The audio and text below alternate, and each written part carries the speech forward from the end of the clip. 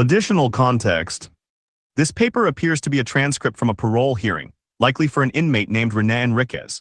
Parole hearings are a critical part of the criminal justice system, representing a point where incarcerated individuals may be granted conditional release back into society.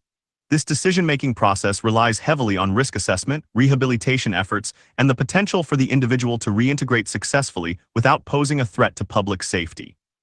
Transcripts from such hearings are valuable resources for understanding how parole boards weigh different factors, including the inmate's criminal history, institutional behavior, and future plans. Access to such transcripts provides valuable insights into the parole process, allowing researchers to analyze the criteria used for granting or denying parole, the influence of various stakeholders, such as attorneys, district attorneys, and law enforcement, and the challenges involved in predicting recidivism. Such analysis can then inform policy recommendations aimed at improving the fairness, effectiveness, and transparency of the parole system. AHN Commissioner. Deputy Commissioner MAHONEY. Stephen MAHONEY, MAHONEY, Deputy Commissioner.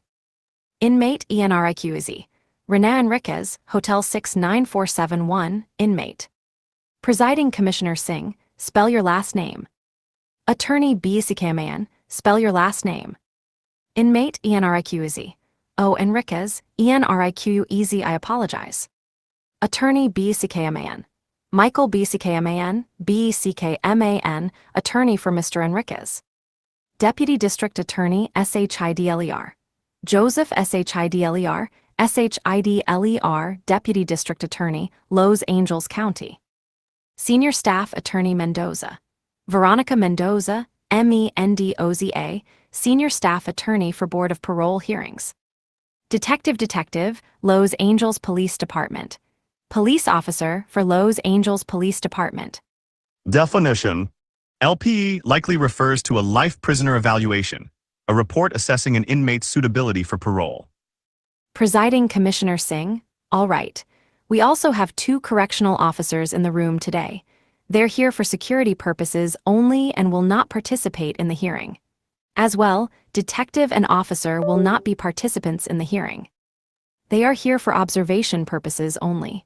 District Attorney SHIDLER, if I could interrupt on, as far as the material, the last LPE that I have is dated 2011. Is that correct? Presiding Commissioner Singh, I believe there is one that is more current. Commissioner MAHONEY, do we have a copy in the late mail? Attorney BCKMAN, last one I have is 2011 as well. Presiding Commissioner Singh, there is a September 2014 prisoner evaluation. I think we only have one copy. Deputy Commissioner MAHONEY, did you want to print more out? Definition. Board report, a document prepared for the Board of Parole Hearings, summarizing an inmate's history, behavior, and parole plans. Presiding Commissioner Singh, we can print some more. So, Mr. BCKMAN will print a board report for you. Attorney BCKMAN, okay. Presiding Commissioner Singh, and so you can have a copy of that.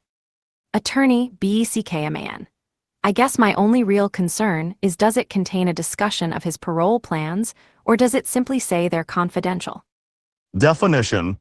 A chronological record or summary of an inmate's activities, behavior, or significant events during incarceration. Presiding Commissioner Singh, all right. District Attorney SHIDLER, I guess I could. Presiding Commissioner Singh, all right, so you have all the necessary documents to move forward, Mr. BCKMAN. Attorney BCKMAN, I believe so, yes. Presiding Commissioner Singh, as do you, Mr. SHIDLER. District Attorney SHIDLER, yes, I do. Presiding Commissioner Singh, all right, thank you. Attorney BCKMAN, he does not have copies of the documents we brought in today, I don't think. Presiding Commissioner Singh, okay, the additional support letters. Attorney BCKMAN, yes. Presiding Commissioner Singh, okay, so there wasn't a chrono in there, there was just some support letters. Deputy Commissioner LABAHN, I didn't have copies of these, we only have single copies. Presiding Commissioner Singh, so, this morning we were handed a few letters from the District Attorney's Office of Los Angeles, Orange County, the FBI, as well as an activity log. We only have one. Are you part of any mental health system? Such as, are you receiving any mental health treatment? Inmate ENRIQZ, No, ma'am.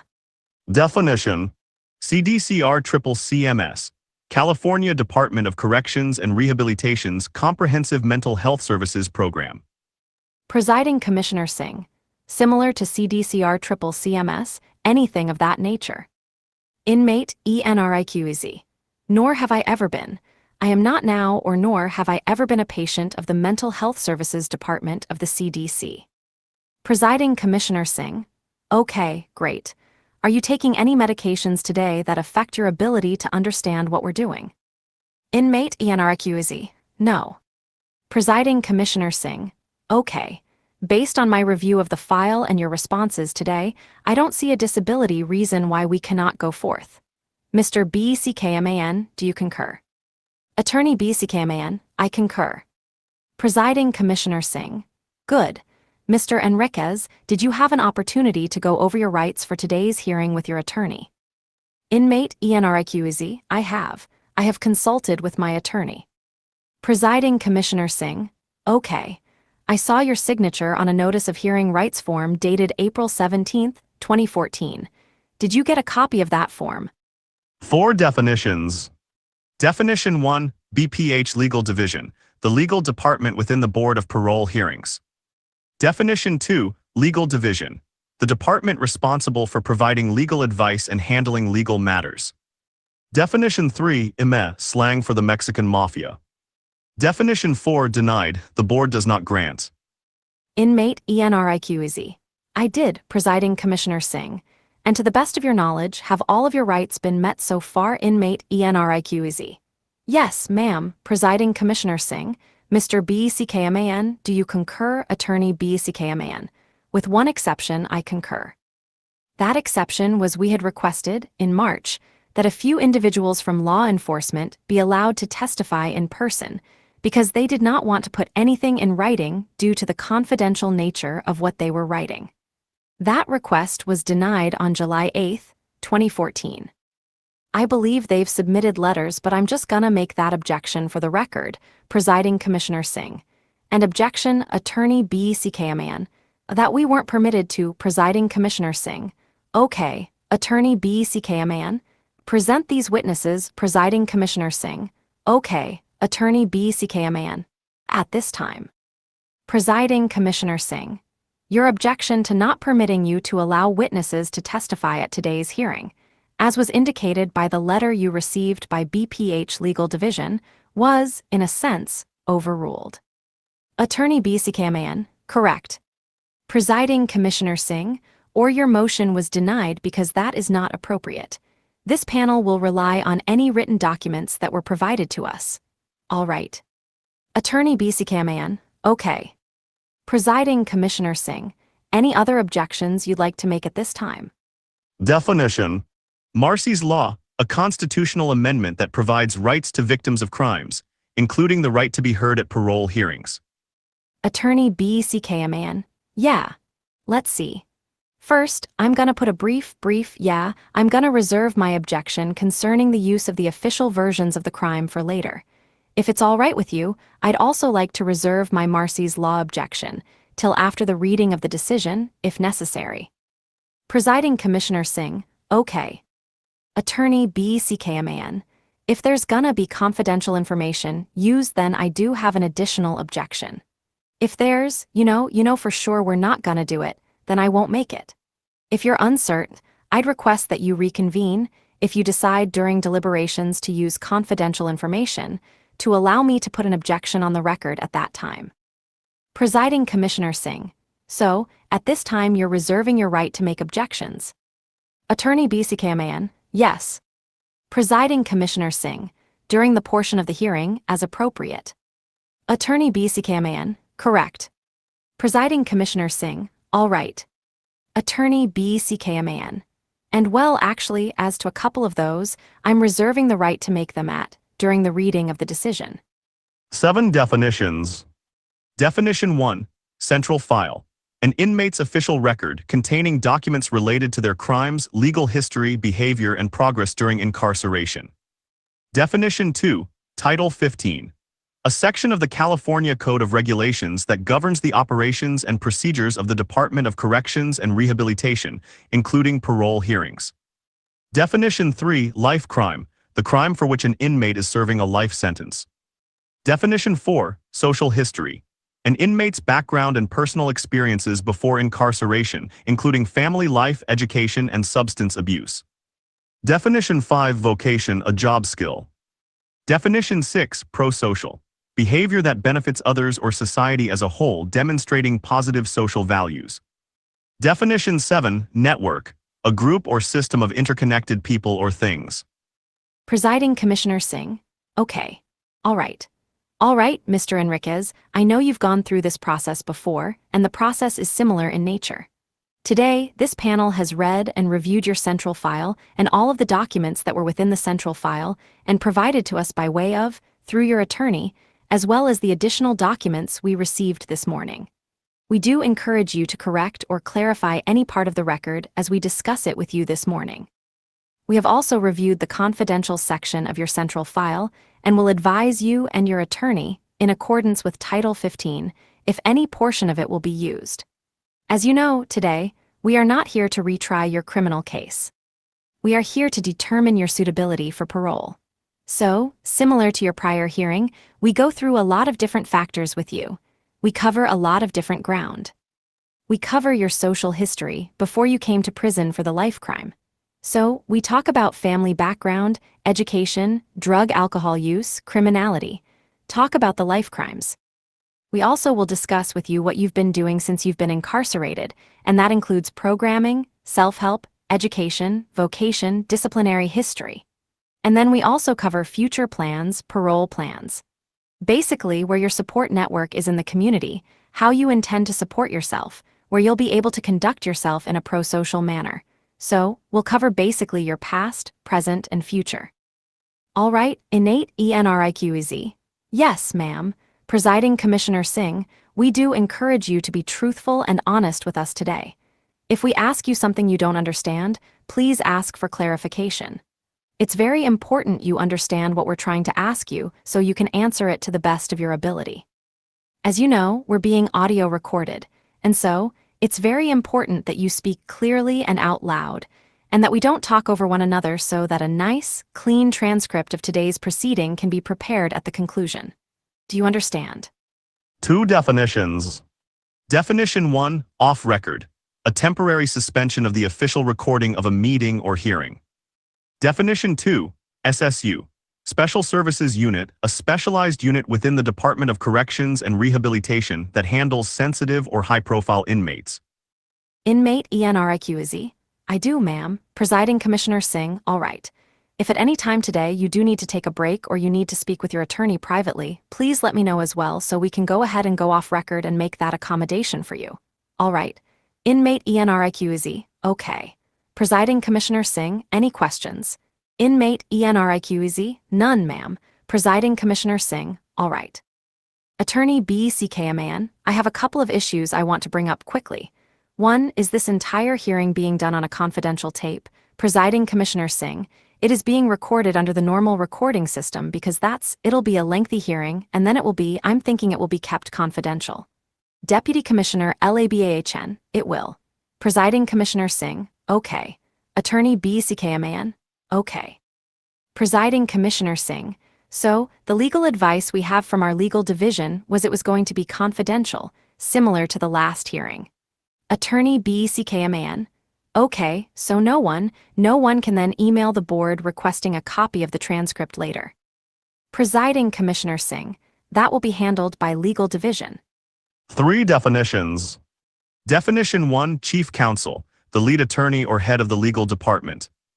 Definition 2, exhibits, documents or items presented as evidence or for consideration during a hearing. Definition 3, laudatory, expressing praise. Attorney BCKMAN, okay, great.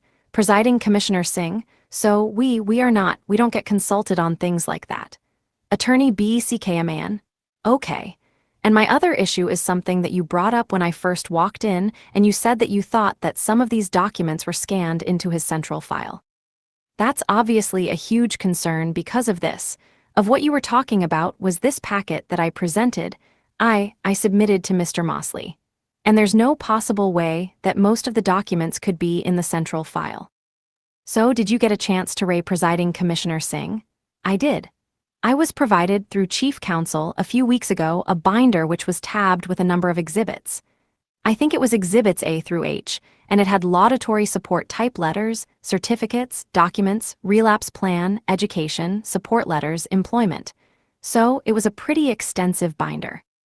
I reviewed the binder, and in my preparation for today's hearing, I also discovered that all of these documents are scanned into the inmate's central file as well. The Board of Parole Hearings is not. We do not control the central file. We are not the custodian of record of the central file. We don't have permissions to scan things into the central file. But I did note that in the BPH section of Mr. Enriquez's central file, the packet is scanned in and it is called Parole Plans. Attorney BCKMAN, that raises a question as to how it could have gotten into the central file. You didn't submit any of your support letters to the prison, did you? 2 definitions. Definition 1, handler. A law enforcement or corrections officer assigned to manage or supervise an inmate who is cooperating with authorities. Definition 2, subpoenas. Legal documents that require a person to attend court and give testimony. Inmate ENRIQZ. If I may, SSU, I have a handler with the Special Services Unit for the Department of Corrections, and they evaluate these. I believe that they may have put them there, and they maintain custody of the central file, including subpoenas for the central file when I testify in court for the prosecution. They actually don't disclose any of those things, so it's kept confidential. Attorney BCKMAN, okay, that's fine. Presiding Commissioner Singh, okay, all right. Attorney BCKMAN, that explains it. Presiding Commissioner Singh, and that addresses that issue. All right. All right, Mr. Enriquez, I read through your file and I've gone through your background and history. You are currently 52 years old, and father, but on a regular basis, domestic violence, no, and there was no abuse. Presiding Commissioner Singh, how much older was your brother than you? Inmate ENRIQZ, probably about 5 years older than me. So, he'd be like 57, he's deceased now. Presiding Commissioner Singh, okay. So, the record says that you started affiliating with gangs at a pretty young age, around 13. 3 definitions. Definition 1, homeboys, fellow gang members. Definition 2, liquor, alcoholic beverages. Definition 3, Artesia, a city in Los Angeles County, California. Inmate ENRIQZ, around 12 or 13 years old. My brother was a member of the Artesia Street Gang, and his fellow gang members, known as homeboys, actually jumped me into the gang against my will. They dragged me behind a gas station, beat me up, and told me I was a homeboy. Presiding Commissioner Singh, okay, so that was your introduction into the criminal street gang. Inmate ENRIQZ, yes, ma'am. Presiding Commissioner Singh, so you didn't want to be a part of the gang. Inmate ENRIQZ, no. Presiding Commissioner Singh, they forced you to join? Inmate ENRIQZ, well, it was a forced thing. I admired my brother. I admired the lifestyle. I was kind of enamored with it, but I was, at the time that they wanted to jump me in, I was deathly afraid. I was just a kid. Presiding Commissioner Singh, what did you like about your brother's lifestyle? 2 definitions. Definition 1, camaraderie, a feeling of fellowship, friendship, and loyalty among a group of people. Definition 2, allured, to be attracted or tempted. Inmate ENRIQZ, I think it was the camaraderie you see among those individuals. It allured me to them. I saw how they were dressed, and how the girls liked the guys that were older homeboys and had respect in the neighborhood. I guess there were a variety of things. I mean, in retrospect, this is 40 years ago, but I admired my brother. He was my hero. I wanted to be like him. 2 definitions. Definition 1, Cerritos, a city in Los Angeles County, California. Definition 2, adjacent, next to or adjoining something else. Presiding Commissioner Singh, how did he get joined up with a gang? 'Cause it sounds like your family was a pretty close-knit family that didn't do. Inmate ENRIQZ. For the life of me, I couldn't answer. my brother was a most valuable player in football, baseball, everything. He was like a complete sports jock, and we had no gang affiliation. My parents came from Mexico. My dad was actually born in but lived, grew up, and my mother was from, and they had no experience with gang or drugs. And my brother joined the gang. We lived in Cerritos. It was a nice area in Southern California, but adjacent to, there were gang areas. I guess my brother just was allured to it and joined the gang. And I naturally followed my brother's footsteps. Presiding Commissioner Singh, was your brother getting into criminal activities? Inmate Enriquez, certainly. He's the one that introduced me to crime. Presiding Commissioner Singh, okay, and so you followed in his footsteps and started committing crimes. Inmate Enriquez, yeah, he would send me into the neighbor's house to break in or different houses that he picked. Do burglaries, and that's how I got my education in burglaries, was my older brother. 8 definitions. Definition 1, redirect, to change the direction or focus of something. Definition 2, permissive, allowing or characterized by great freedom, lenient. Definition 3, disciplinarian, a person who enforces strict rules and expects obedience. Definition 4, mechanism, a process or system used to achieve a particular result. Definition 5, psyche, the human soul, spirit, or mind. Definition 6, deficient, lacking something essential or required, inadequate. Definition 7, antisocial attention, attention received for behavior that violates social norms. Definition 8, probation department, a government agency responsible for supervising individuals who have been convicted of crimes but are not incarcerated. Presiding Commissioner Singh, so your parents didn't try and do anything to redirect your behavior or your brother's behavior? Inmate Enriquez, well, certainly my father would whip us, would restrict us. He sent me to Mexico one time. He sent me to counseling, family counseling. But I think it was a period of time that he didn't know how to deal with this. I don't think he understood how to deal with it. His generation had a little or no understanding about gangs or drugs and the effect they had on us. But he tried. He definitely tried. My mother was more permissive and would allow us one to get away with things, but my father was the too disciplinarian. He would not tolerate it. He didn't have any toleration for not working hard. I mean, 4, that was his whole thing, was the American dream. And 5, he wanted us to follow his footsteps. 6, Presiding Commissioner Singh, why do you think 7 you were so? Why weren't you receptive to the guidance 8 you were getting? 9, Inmate Enriquez, I don't know. Obviously, 10, there was a mechanism within my psyche. I don't know. 11, what was deficient that I wanted the attention. 12, this antisocial attention. And I kind of 13 thought at that point in time that my dad was kind of 14 uncool. He was uncool and I wanted to be cool like the 15 rest of the guys. 16, Presiding Commissioner Singh, when was the first 17 time you had contact with law enforcement? 18, Inmate Enriquez, I think it was probably 19 sometime prior to the gang. It was definitely prior 20 to the gang initiation. My brother sent me into the 21 neighbor's house to steal fireworks, and we ended up 22 stealing a handgun. My father found out about it, and 23 took us to the probation department, and I returned the 24 items to the neighbor. Presiding Commissioner Singh, did you get punished for that? 3 definitions. Definition 1, informal probation, a period of supervision without a formal court order.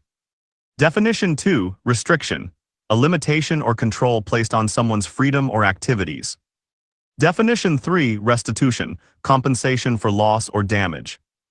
Inmate Enriquez, I did. I was put on, I guess, informal probation. I was put on restriction. I got a whooping, my father paid restitution, I was punished. Presiding Commissioner Singh, okay. I think there's an indication that it was around 1973, you had been Inmate Enriquez. Yeah, I think I was about 11. Presiding Commissioner Singh, 11 years old. Inmate Enriquez, yeah. Definition, malicious mischief, intentional damage to property. Presiding Commissioner Singh, 73 and then 76, there was another burglary case. 76 as well, there was malicious mischief. I think you broke a neighbor's sprinkler. Inmate Enriquez, yeah. Definition, Boys Ranch, a residential treatment facility for young offenders. Presiding Commissioner Singh, and then as well in 76, another burglary, taking a car. There was robbery and then you got placed in the boys, like a boys' ranch. Inmate Enriquez. Yes, a boys' republic in Chino, California. Presiding Commissioner Singh. Okay, so it sounds like in 1976 you were out of control. 5 definitions. Definition 1, in vogue, popular at a particular time. Definition 2, rebelling, act of resisting authority, control, or convention. Definition 3, wit's end, the limit of one's mental resources or patience. Definition 4, Lakewood Sheriff Department, the local law enforcement agency responsible for policing the city of Lakewood. Definition 5, juvenile hall, a detention center for youth offenders. Inmate Enriquez, pretty much.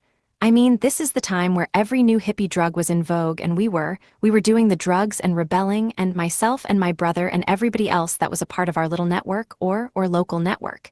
And I was completely out of control. I mean, my father's the one that turned me in. He didn't know what else to do. He tried everything else.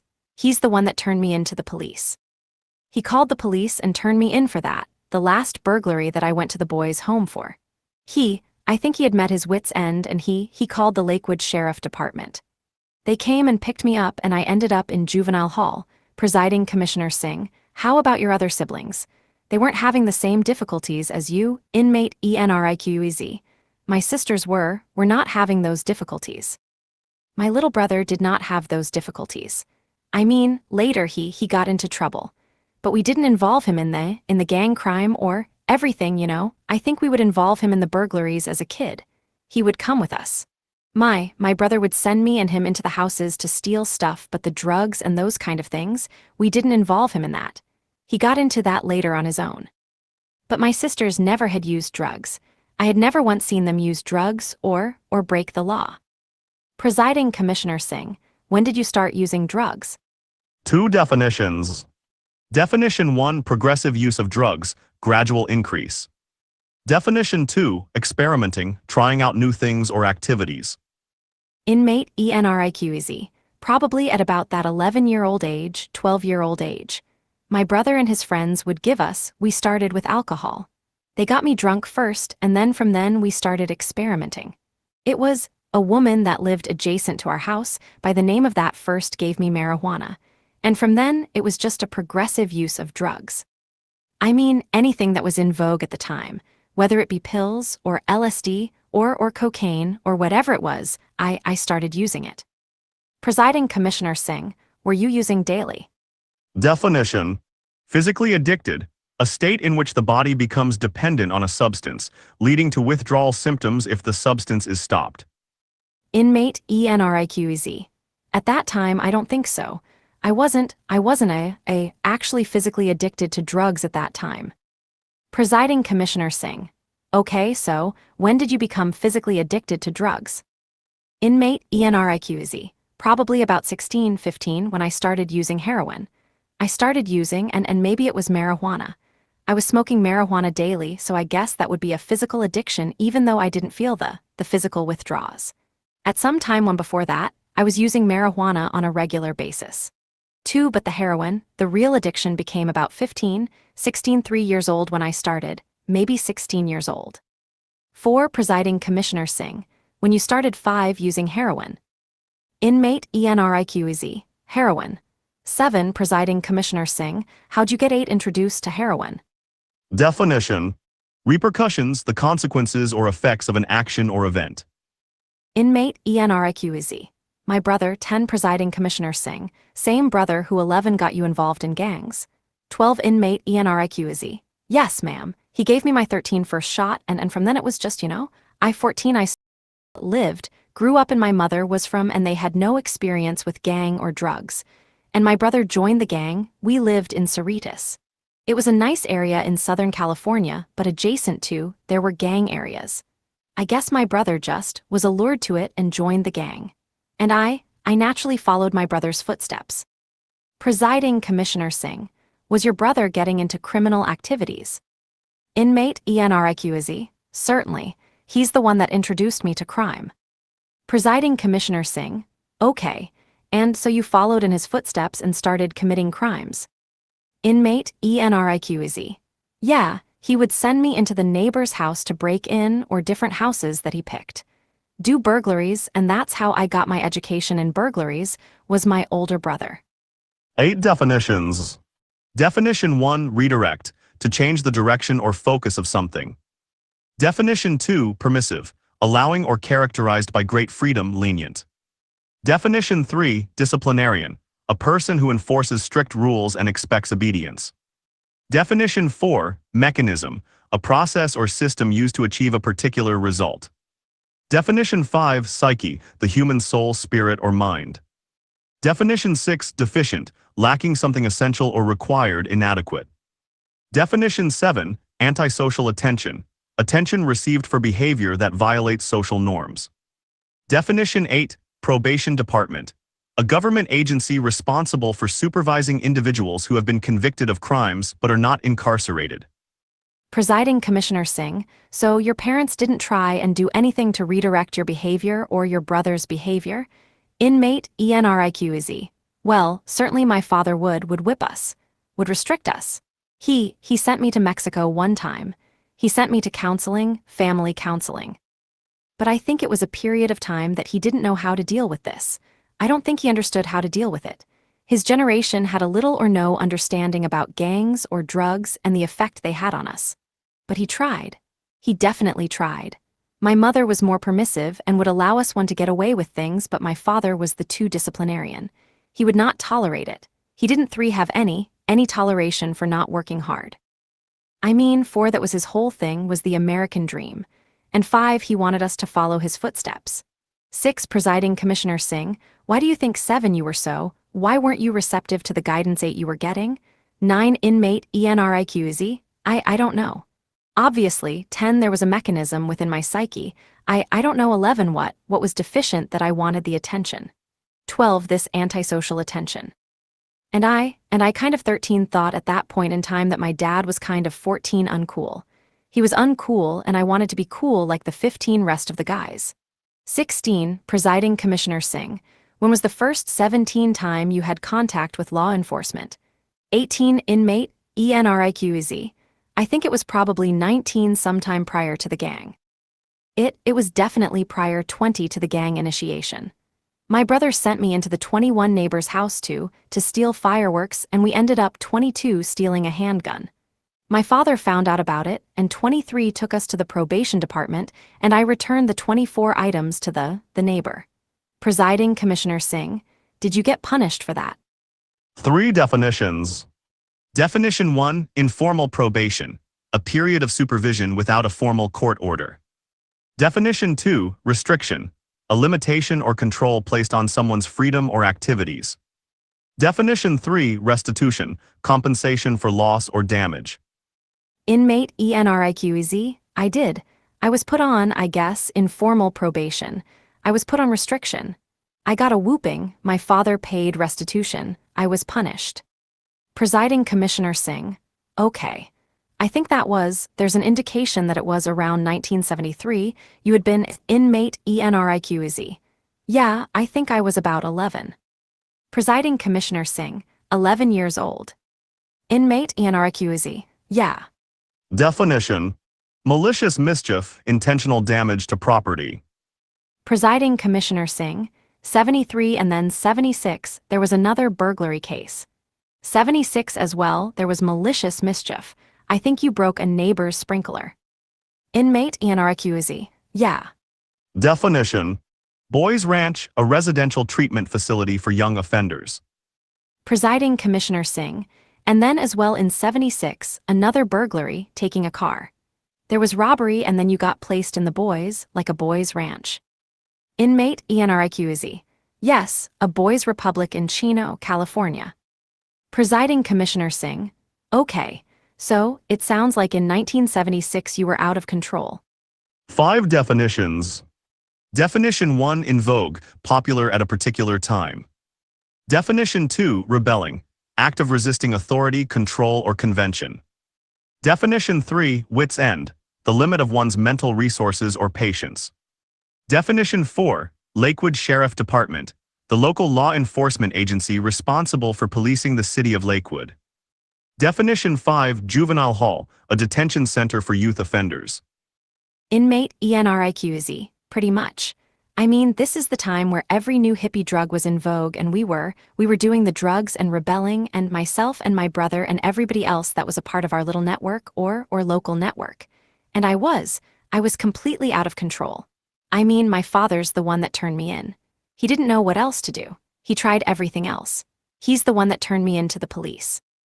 He called the police and turned me in for that, the last burglary that I went to the boys' home for. I think he had met his wit's end, and he called the Lakewood Sheriff Department. They came and picked me up, and I ended up in Juvenile Hall. Presiding Commissioner Singh, how about your other siblings? They weren't having the same difficulties as you, Inmate ENRIQEZ. My sisters were not having those difficulties. My little brother did not have those difficulties. I mean, later he got into trouble.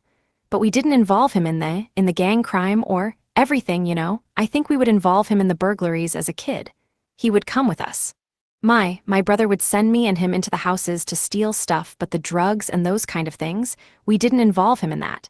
He got into that later on his own. But my sisters never had used drugs. I had never once seen them use drugs or break the law. Presiding Commissioner Singh, when did you start using drugs? 2 definitions. Definition 1. Progressive use of drugs, gradual increase. Definition 2. Experimenting, trying out new things or activities. Inmate ENRIQEZ, probably at about that 11-year-old age, 12-year-old age. My brother and his friends would give us, we started with alcohol. They got me drunk first, and then from then we started experimenting.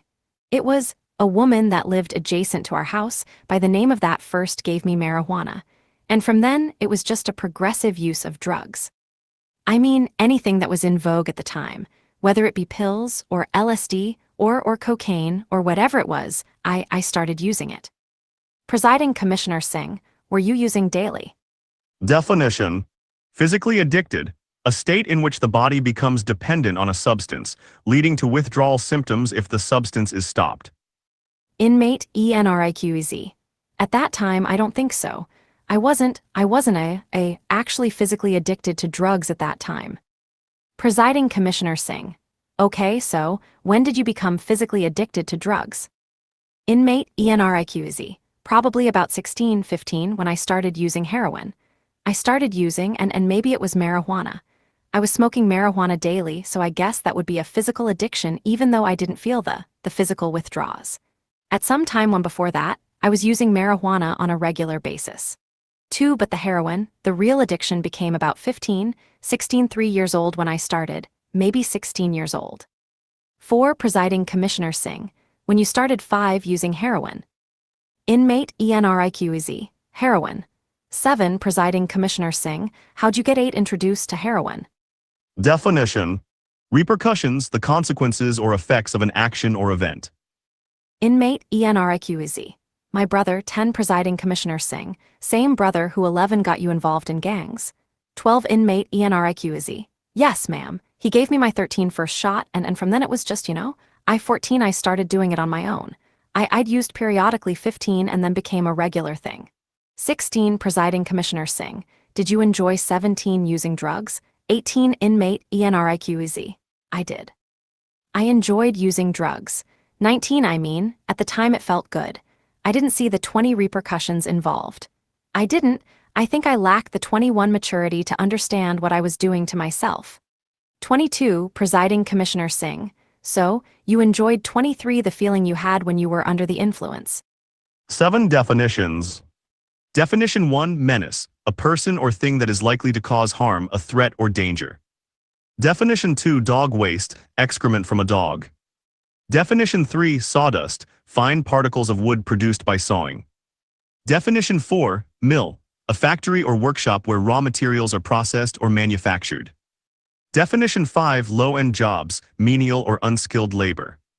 Definition 6. Base work, entry-level tasks or activities. Definition 7. Grunt work, tedious or unpleasant tasks. Inmate ENRIQEZ. Oh, certainly. 25. Presiding Commissioner Singh. So you were going to school? I think you dropped out around 10 sup th grade inmate ENRIQZ. I think it was around 10 sup th grade. At that point, I was going to school at high school. I dropped out of school. My father noticed I wasn't going to school and told me that if I wasn't going to school then I had to go work at a shop, which was and he was teaching me the trade. Presiding Commissioner Singh, so it sounds like as a young man you were using drugs. You were committing crimes. You were a member of a criminal street gang. You weren't going to school. Sounds like you were pretty much a menace. Inmate ENRIQZ, I was, ma'am, Presiding Commissioner Singh, so you drop out. Your dad tries to get you into something productive, working in his business. How did that go, Inmate ENRIQZ? I didn't appreciate what my dad was doing. He had me start off at the ground floor. I was sweeping up the dog waste and sawdust in the mill and doing all the low-end jobs. And my father started me just doing base work. And I didn't understand that he was trying to teach me this is what it takes to own a business. My father was president of the company, and he's the one that had to start off sweeping up the dog waste and the mill and cleaning up all the tools, all the grunt work. And I rebelled against it. I did. I received minimum wage and I wanted a higher wage, and I didn't understand what my father was trying to teach me at the time. So I naturally rebelled against my father's instruction. I quit a number of times, but he would hire me right back the next week when I needed money and he'd give me a job right back again. Presiding Commissioner Singh, you were still living at home. Inmate ENRQZ, I was. Presiding Commissioner Singh, you got in some more serious trouble as you got older. Inmate ENRQZ, I did, ma'am. Presiding Commissioner Singh, let's see. I was reviewing your rap sheet and I did see a number of contacts with law enforcement. You had a 1979 arrest for forcible rape and kidnapping. Definition: no contest, a plea in a criminal case that does not admit guilt but does not dispute the charges. Inmate ENRIQZ, yes, ma'am, that was actually a juvenile offense. They took it to juvenile hall. I accepted a no contest. I plead no contest to the crime and I was sentenced to California Youth Authority. And while I was released from juvenile hall, I ended up being charged with robberies and I went to prison for the robberies. Presiding Commissioner Singh, why were you involved in sexual violence? 4 definitions. Definition 1, rationalize, attempt to justify. Definition 2, consensual behaviors, actions or interactions that are agreed upon. Definition 3, reprehensible, deserving condemnation, morally wrong. Definition 4, impact, a strong effect. Inmate ENRIQZ, I am in no way trying to rationalize this behavior. What happened was reprehensible, my participation. There is no excuse for it, but what began as a woman being overly intoxicated at a party and actually participating in some consensual behaviors became something out of control, with multiple partners. And again, I apologize for having to discuss the graphic details of this, particularly to the women here. But there's no excuse for my participation.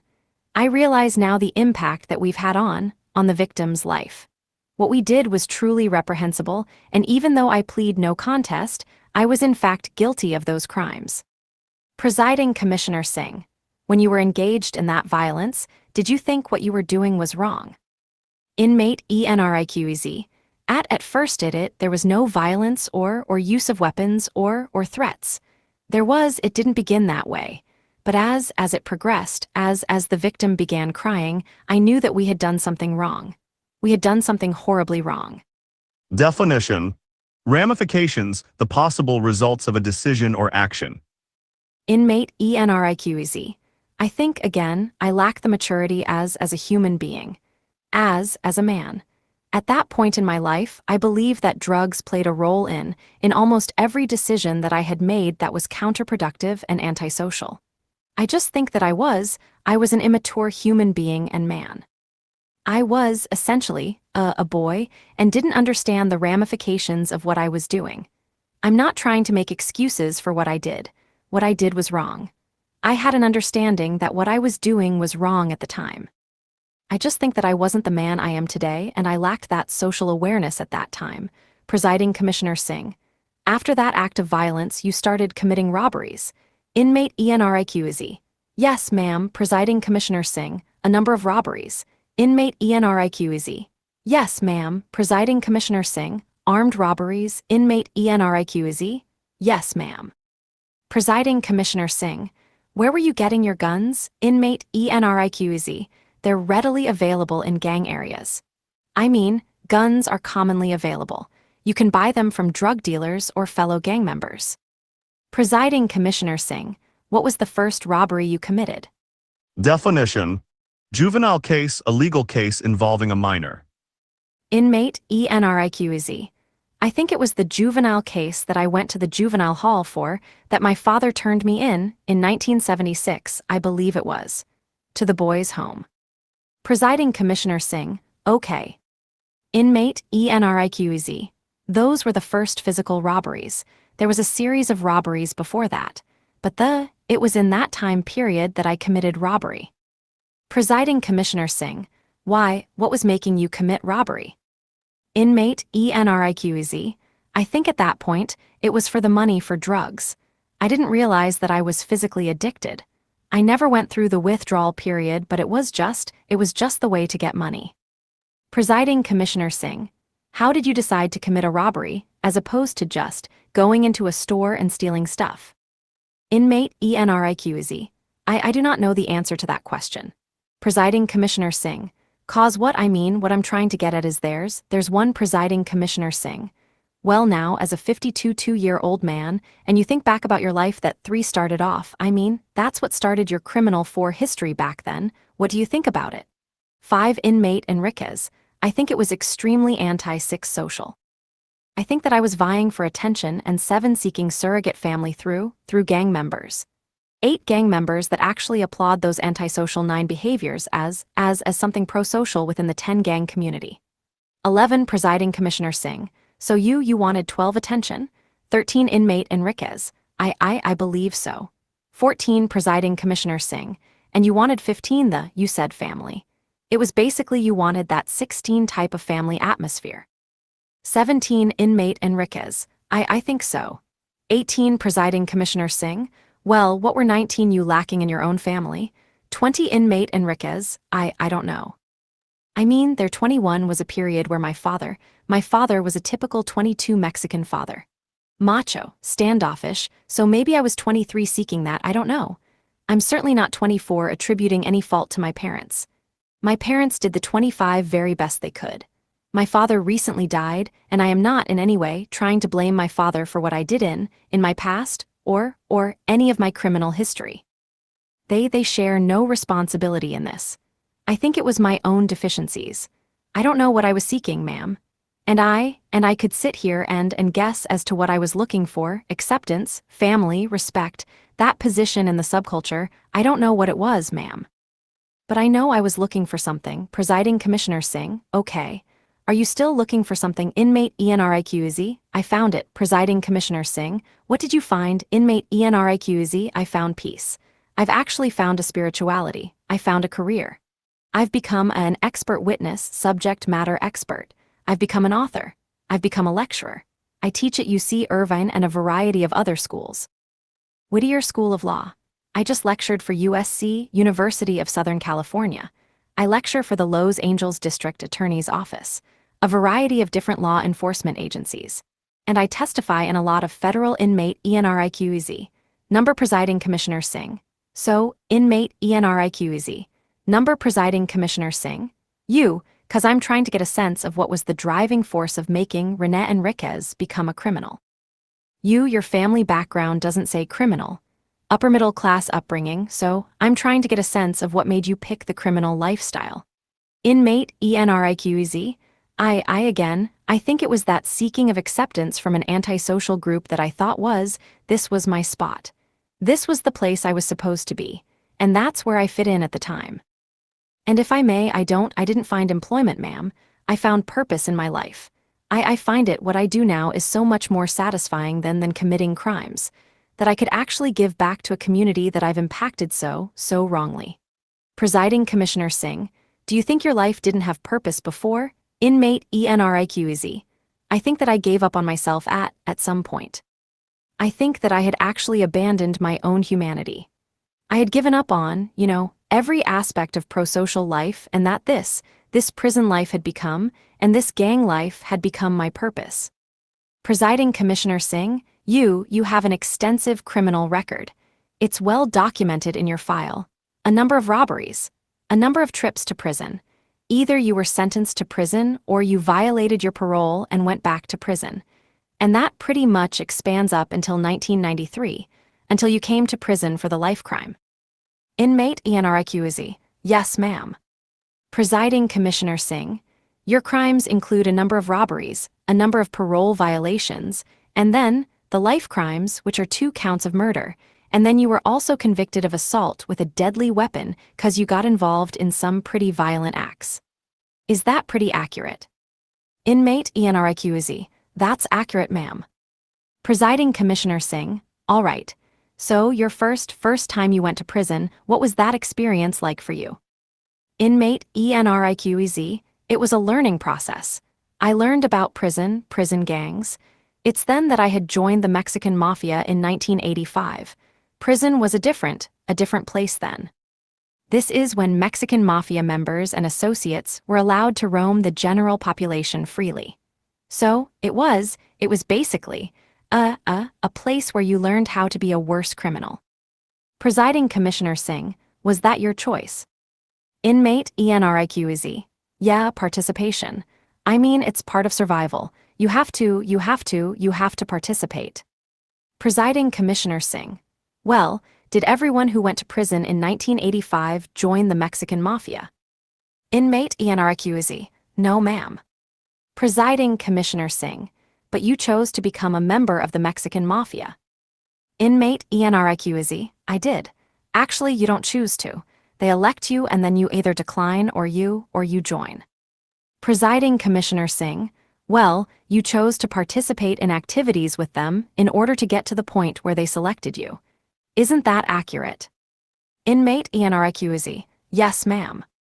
Presiding Commissioner Singh, and you started off by running what? Kites for them, running notes for them. Inmate Enriquez, running notes, running kites, doing small favors, doing other sundries, collecting their laundry. Running the kites, the drugs, then progressing to participation in violence. Presiding Commissioner Singh, and you willingly did that. Inmate Enriquez, yes ma'am. Presiding Commissioner Singh, did you know what you were? Did you have a plan in place, or did you know that, hey, if I keep doing this, they're gonna be more accepting of me, I can become one of them? Definition. Objective, a goal or aims.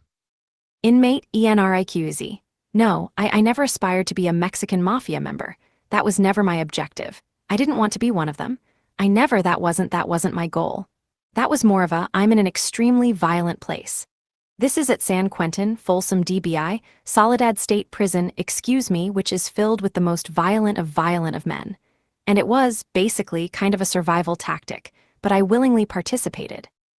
I mean, I could have went into protective custody and said, no, I don't want to do this. I could have did that at any time, so I'm not making excuses for myself. I accept full responsibility. I don't lack the knowledge that I did this willingly. At some point I progressed to the level where they said, we want you to join the Mexican Mafia, and I willingly accepted that role and participated. Definition. Apex predators, animals at the top of the food chain. Presiding Commissioner Singh, why Inmate Enriquez? Again, I think it was that acceptance again. I was being accepted into an elite group of individuals who were well respected in the Hispanic gang subculture. Presiding Commissioner Singh, you wanted the respect, Inmate Enriquez. I think that was part of it. Presiding Commissioner Singh, you wanted power, Inmate Enriquez. The power. Well, the respect is this, the respect isn't respect, it's actually fear. It's terror. I mean, it's not prosocial respect as you and I, or most individuals understand it. Respect is a perception of how much people fear me. And that's what the Mexican Mafia is based on, so it wasn't really about respect. It was about the position, so I guess an accurate assessment would be, look, it was about the power. You know, you're at a position where now, you don't risk being victimized in prison because you are one of the top apex predators. So, you don't have to worry about, appeasing people. People have to appease you, so I guess, a simplistic view would be to say that it was about the power. Mexican Mafia member, plus, I had tattoos that indicated that I was a member. Presiding Commissioner Singh, what kind of tattoos did you have? 2 definitions. Definition 1, Black Hand of Death, a symbol used by the Mexican Mafia. Definition 2, Mafioso, a member of the Mafia. Inmate Enriquez. I had the black hand on my chest. The black hand of death, which is a symbol the Mexican Mafia. I had the Inmate tattooed on my hand, which I've since had removed. I had on my left bicep the word Amero, which is EMERO. It means a mafia member, like mafioso. And I've since started the process to remove those tattoos. But yeah, I had some symbolism and tattoos that indicated my membership. Presiding Commissioner Singh, you were proud of your membership. Inmate Enriquez. At that time, yes, I was proud of my membership. Definition. Moniker and nicknames. Presiding Commissioner Singh, and you were known as the moniker of boxer. Inmate Enriquez. Yes, ma'am. Presiding Commissioner Singh, I think your brother gave you that. Inmate Enriquez. Yes. Presiding Commissioner Singh, did you identify yourself as boxer? Definition. Polydrug user, someone who uses multiple drugs. Inmate Enriquez. I did as a younger man. At that point in time, I had already moved away from that name. I did not like the name boxer. Most people who knew me would call me Rene. It was only the people that didn't know me that would call me boxer. But I was known as boxer from Artesia or boxer from the Mexican Mafia. Presiding Commissioner Singh. So, when you got out of prison, you continued down your criminal lifestyle. You got involved in dealing drugs, Inmate Enriquez. Yes, ma'am, Presiding Commissioner Singh. You actually were selling drugs from a young age, weren't you, Inmate Enriquez? Yeah, I started selling drugs as a kid. When I was, immediately after my introduction to the gangs, I was dealing drugs. Presiding Commissioner Singh. It seems like in my review of your records that drug dealing was a pretty big part of your criminal history. You were always involved with some type of drug activity, whether it be in custody or on the streets. Inmate Enriquez. It was, Presiding Commissioner Singh.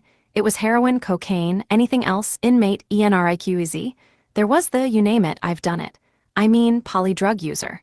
I've used all the drugs, but the heroin was probably the drug of choice.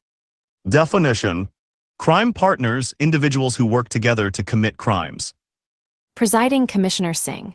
You and, I believe, you had other crime partners that were involved in your robberies, is that correct? Inmate Enriquez. I believe was the individual that was convicted with me, and there were other individuals at certain times that I participated in robberies with. Presiding Commissioner Singh. When you were involved in these robberies, were you also committing robberies of drug dealers and drug houses and things like that? Definition. Extortion, obtaining something through force or threats. Inmate Enriquez. Well, later, when I was a Mexican Mafia member, that became kind of like the primary objective of the organization is to get drug dealers to pay extortion, so that was one of the things I would do. Presiding Commissioner Singh, so that was your responsibility on the streets, to help get that started. 4 definitions. Definition 1, dormant, inactive or suspended. Definition 2, kicking up money, paying a portion of earnings to a higher authority or organization. Definition 3, tribute, payment made to a powerful person or group as a sign of respect or submission. Definition 4, tribute, money paid to the Mexican Mafia. Inmate Enriquez. That was one of my responsibilities. It was a group of Mexican Mafia members who wanted to create this new objective for the organization to have gangs pay tribute or extortion money to the Mexican Mafia. The Mexican Mafia went dormant for approximately 10 to 15 years, and drug dealers weren't kicking up money or taxes to the organization. So, I was one of the individuals, but it was a group thing. It wasn't just thrust solely on me. Rene, you're gonna get the drug dealers in line. It was like an organizational objective. Presiding Commissioner Singh, who was giving you these directions. 2 definitions. Definition 1, egalitarian, believing in or based on the principle that all people are equal and deserve equal rights and opportunities. Definition 2, majority vote, a decision made by more than half of those participating. Inmate Enriquez. Well, the Mexican Mafia is egalitarian in California. There's no, like, boss. Like they don't go to members and they don't say, you have the orders to do this. If you're in a position to fulfill an obligation that the organization has set forth or an objective, then you're supposed to. But basically, decisions are made by consensus or majority vote. Presiding Commissioner Singh. Okay. So, the consensus was that we need to start collecting our share of profits from drug dealers, and you carried out the objective. Inmate Enriquez. I was one of the individuals who carried it out. Presiding Commissioner Singh. And you used violence to do that. 4 definitions. Definition 1, crew, a group of individuals working together. Definition 2, crew chief, the leader of a crew. Definition 3, enterprise, a business or undertaking often referring to a criminal operation or organization. Definition 4, umbrages, the shadow of a tree. Inmate Enriquez. Yes, ma'am.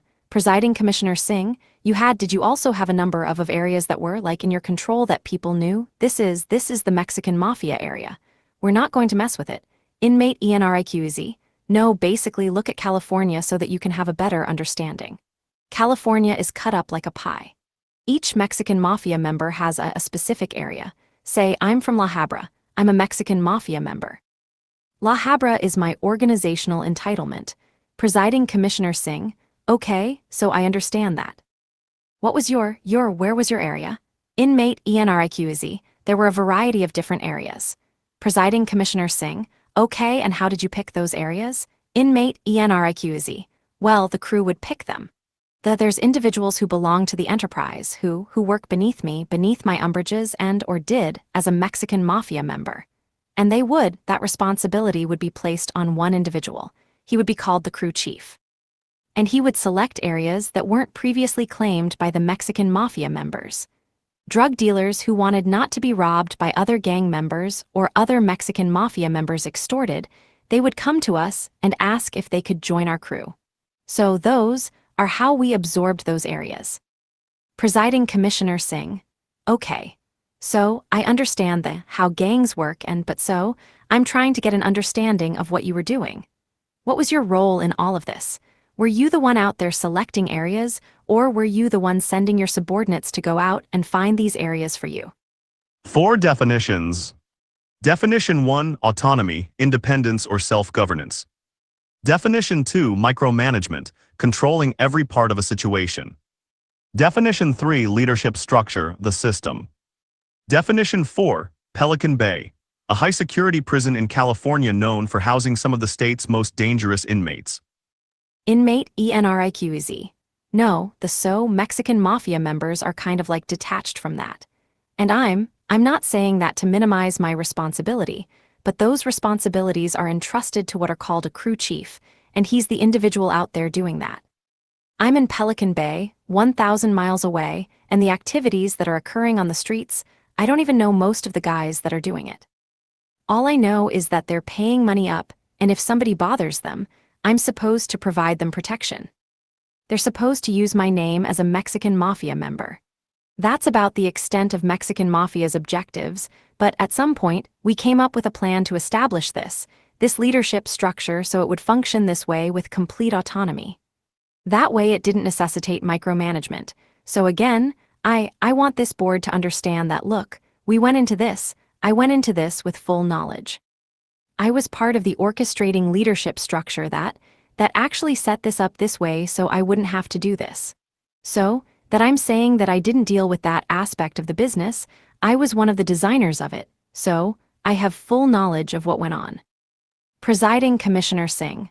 So, it sounds like you helped design a system where you didn't get your hands dirty. Someone else is doing the dirty work for you, but you were getting the profits from it. Inmate Enriquez. That's exactly what happened, ma'am. Definition. Sister-in-law, the sister of one's spouse. Presiding Commissioner Singh. So, tell me about the murder of Inmate Enriquez. Was a sister-in-law of a Mexican Mafia member who was dealing drugs for us in Los Angeles, California. She was entrusted with amounts of drugs, and we had noticed that they were coming up short, and monies were coming up short. As a result of that, I ordered a Mexican Mafia member by the name of to shoot, and did in fact shoot about that. Presiding Commissioner Singh overdosed, as in gave extreme large amounts of heroin. Inmate Enriquez, an extremely large amount of heroin. It was believed that may have been deceased prior to being shot. Presiding Commissioner Singh, so how long was with you when was getting overdosed? Inmate Enriquez, it was a pretty rapid succession. I mean, it wasn't a period where, was with us for a long time. Received the overdose, was driven to a location immediately thereafter, and shot. Presiding Commissioner Singh, did you drive around to show other Mexican Mafia members who you had? Inmate Enriquez. In fact, we did actually go to and stopped at a house along the way and let him know that was with us, and we were taking to take care of this. But it wasn't I guess in a sense it was. We were showing him, look, we're gonna go take care of it. Presiding Commissioner Singh, it sounds like you were displaying for others to know, look what we have. Inmate Enriquez, I guess, yes. We were, ma'am, for the individuals that participated in this, if had survived the overdose, cause we would have been killed ourselves. Presiding Commissioner Singh, because you weren't able to complete your job, your assignment? Inmate Enriquez. No, that's a number of Mexican Mafia hits that go off unsuccessful, and nobody's received retaliation if the organization believes they did their part to fulfill it. But if the individual survives that attempt and politically survives in the organization, then they don't fare very well. Presiding Commissioner Singh, okay, so you took out to was it a secluded area? Inmate Enriquez, it was, ma'am. Presiding Commissioner Singh, and got out of the vehicle. You and whoever your crime partners were, who was with you, and Inmate Enriquez, no as well. Presiding Commissioner Singh, okay, so the three of you get out of the car. Inmate Enriquez, yes ma'am. Presiding Commissioner Singh, and then you proceeded to shoot Inmate Enriquez. Yes, ma'am. This moment with accuracy what was going through my mind at the moment. I think it was just finish it and get away. Presiding Commissioner Singh, so, after you left, you and the others got in the car and left the area. Inmate Enriquez, yes ma'am. Presiding Commissioner Singh, what was going through your mind then? Inmate Enriquez, rightly, I can't recall exactly. I guess that we finished it, it's done. Presiding Commissioner Singh, are you proud? Definition: carnal relating to bodily pleasures. Inmate Enriquez. In a sense, I think that there was some sense of pride that I was a carnal that had committed this level of violence for the organization. I would be lying to you if I said there wasn't. I mean, I was again, the Mexican Mafia member that committed these acts, and with that goes the dysfunctional behaviors that you're describing now, that sense of pride, I think that was part of it. Presiding Commissioner Singh, so, when you were arrested and going through the court process, you continued to act violently. Inmate Enriquez, no, I think I essentially gave up on myself. Again, I told you I abandoned my humanity. I had never thought about that. I mean, I think I was, essentially, trying to destroy myself.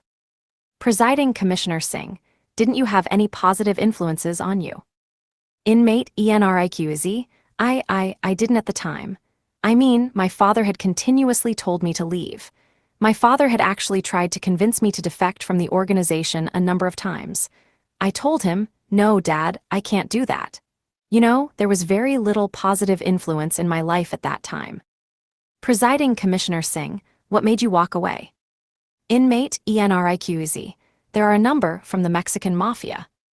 Presiding Commissioner Singh, from the Mexican Mafia. Inmate Enriquez, there were a number of things that occurred. One occasion that stick out in my mind is that I was sitting back watching TV and I saw myself walking across the news screen. It was a 60 minutes piece on the murder of children. It was called The Maximum Road Murders, and I looked at it, and this is from a piece that ran earlier on my convictions. They did a whole expose on the Mexican Mafia. And I was taken aback so badly that they would kill a 6-month-old child and a 5-year-old child. And then the Mexican Mafia started talking about killing family members for members who had fallen into disfavor. It had gotten to the point where the organization was like, we'll kill your wife, we'll kill your mom, we'll kill kids, and I got to the point where I said, this is not cool anymore. But you could ask me this question on any given day and I'll give you a different answer. I could tell you it was part fear. It was part of this moral repugnance they were killing kids. Another thing is I retired of the continuous betrayal. The backstabbing. It was about continuous jockeying, politicking, and position in the organizations to maintain survival. So there are a number of different reasons, but I think the core reason was that the targeting of innocent people and families, and the killing of kids. The Mexican Mafia had taken a turn for the worst. Presiding Commissioner Singh, you never thought about the impact of all of your violence was having on society, on children. 7 definitions. Definition 1, DP case, death penalty case. Definition 2, closure, a sense of resolution or emotional healing. Definition 3, drive-by shooting, a shooting committed from a moving vehicle. Definition 4, mobsters, members of organized crime groups. Definition 5, quantify, express or measure the quantity of something. Definition 6, articulate, express clearly. Definition 7, peripheral victims, those indirectly affected by a criminal act. Inmate Enriquez. I never really had considered that. I never really had taken in the peripheral victims, the individuals that actually suffered from the losses. There was an event, and in the recent past, maybe 5 years ago, I went to testify in a death penalty case in Riverside County. Prosecutor was, and he comes back after they find him guilty. It's a DP case. After the case had adjudicated, he comes back and he tells me, hey, the family wants to meet you, the family of the victim. And I tell him, okay, I'll meet the family. It's something different for me. And I met, name was 19 years old, was a paralegal and was shot in the drive-by shooting. And the parents come back to see me, and they thank me for providing them closure. And it was at that moment that I really realized that I had done this to a lot of families. I had done this same hurt to so many families. Another time my wife told me I was talking about something and I said something offhand, well, they're just mobsters. Trying to rationalize it, and she says, how dare you? What if somebody killed one of the what if somebody killed me, she says. And again, it drove home that, the reality of what I had done, not just once. And it's hard to quantify. It's hard to articulate. I can't even put into numbers what I've done. I can't even put into words what I've done, but I realize what I have done. Presiding Commissioner Singh, when did you realize it? Definition: abyss, a deep or seemingly bottomless chasm. Inmate Enriquez. There's a progress that, since I left and I started making these contributions and law enforcement officers began taking an interest in my life, it's a progressive learning experience. I think, how I like to explain is I'm regaining my humanity. I abandon myself to the abyss of violence, and now, it's a progressive, I learn every day. Every case that I deal with. Every cop that I deal with. My handler's sitting in the room. Says it's the Lord's work. No matter how small the case, no matter what you do, you're providing somebody closure. You're doing the Lord's work. And I think in each progressive event that I learn something every day. With each new prosecutor, each new case agent, each new federal agent, I learn something new every day. They teach me, as well as my ability to give something back, they're teaching me who I was and who I should be now. Presiding Commissioner Singh. Okay. Commissioner LABAHN question. Deputy Commissioner LABAHN, just a couple. I can't resist, so I'll get it out of the way. Your criminal history reflects a possession or taking swordfish without a permit. It seems a little out of place. What's the story there? 3 definitions. Definition 1, federal writ, a court order. Definition 2, ghost booking, the use of false information. Definition 3, bogus charge, a false accusation. Inmate Enriquez. I was under a federal writ and I was being booked under a ghost booking, under an alias or something. I think it was an alias.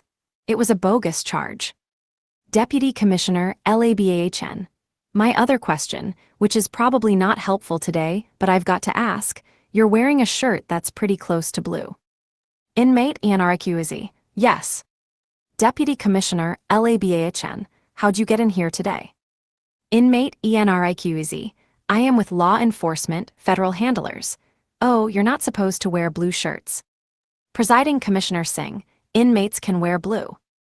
Inmate ENRIQEZ. Oh, it's Deputy Commissioner LABAHN. It's more of a denim color that he's not supposed to be wearing. Definition: juxtaposed to place different things side by side. Inmate ENRIQEZ. Oh, Deputy Commissioner LABAHN, it's just unusual to see a suit juxtaposed with a blue shirt, got it. Inmate ENRIQEZ. Oh, I apologize. Deputy Commissioner MAHONEY. Inaudible. Inmate ENRIQEZ. I was actually gonna wear a white shirt, but I thought the blue would kind of pop with the tie. Deputy Commissioner LABAHN, I have a question regarding the murder. You used the term, brothers, in referring to the individuals with whom you were associating with at the time. Do you remember that? Inmate ENRIQEZ. Yes. Deputy Commissioner LABAHN, what was the context of that usage of that word? Inmate ENRIQEZ. Mexican Mafia members are known as brothers. In Spanish, it's a gang word carnals, CARNALES, but Mexican Mafia members are often referred to as brothers. But not in like in the sense, like these are my brothers now, I didn't mean it that way. I said, these are brothers, I went with brothers who are fellow members of the Mexican Mafia. I meant it in that context, sir. Deputy Commissioner LABAHN, all right. Thank you, Commissioner. Presiding Commissioner Singh, Commissioner MAHONEY, any questions? Deputy Commissioner MAHONEY, no, I think you covered it. Presiding Commissioner Singh, all right. All right, why don't we move into post-conviction? Deputy Commissioner MAHONEY, all right. Sir, I'm gonna be talking to you about your post-conviction factors. Attorney BCKMAN, before we start, I just want to make clear he's happy to talk about the work that he's doing. He cannot discuss any pending cases right now. Two definitions. Definition 1, daily devotional, a book of prayers. Definition 2, anonymity, being anonymous. Deputy Commissioner MAHONEY, oh, I'm not even going to talk about that, so don't worry about that. I'm actually going to be talking about, and a lot of it's not really relevant to you since you're not a typical inmate, but the stuff we usually cover is work, self-help, education, vocations, disciplinaries, that kind of thing. So, real briefly, your last hearing was March 21st, 2011. You received a 3-year denial at that point. One of the main reasons for that denial was the panel was concerned that you'd had a relapse back in 04 into drug use. And after you had a disappointment, and they were concerned that that could happen again. They wanted to see a little more one sustained period of time being drug and disciplinary free. Just some preliminaries, we mentioned 3 earlier that you do have your GED and you have some for college, some other educational stuff. I read your 5 resume. But the problem with you is I don't 6 really have anything for, it's not really a problem, but 7 I don't have work, self-help, or anything 'cause you're 8 obviously not a typical inmate.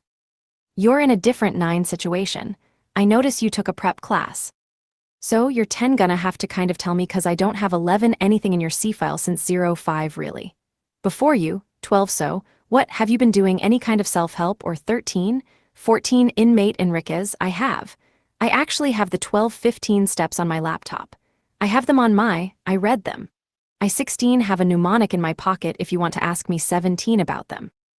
But 18 Deputy Commissioner MAHONEY, I know you know 19 them, I read in your psych that you know them, 20, but so what do you do exactly that, are you 21 Inmate Enriquez? Well, the location I'm at, I'm 22 under an alias, and even the prep class was so 23 difficult. It was so difficult, I had to send it under 24 my name. I don't know if you saw the 25 certificates, it's got the wrong name. It's got the wrong name, but it's got the correct C number.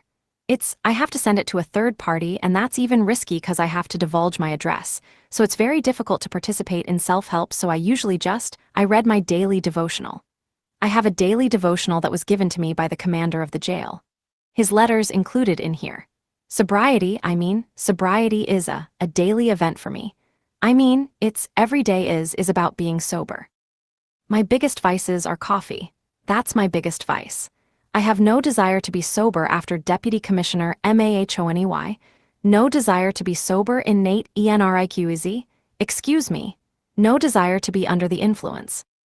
I have no desire to violate my sobriety. After accomplishing so much, I cannot see myself doing that. So many people have invested in me.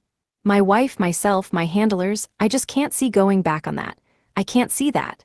Not after I've done so much. I don't want to go back to that life.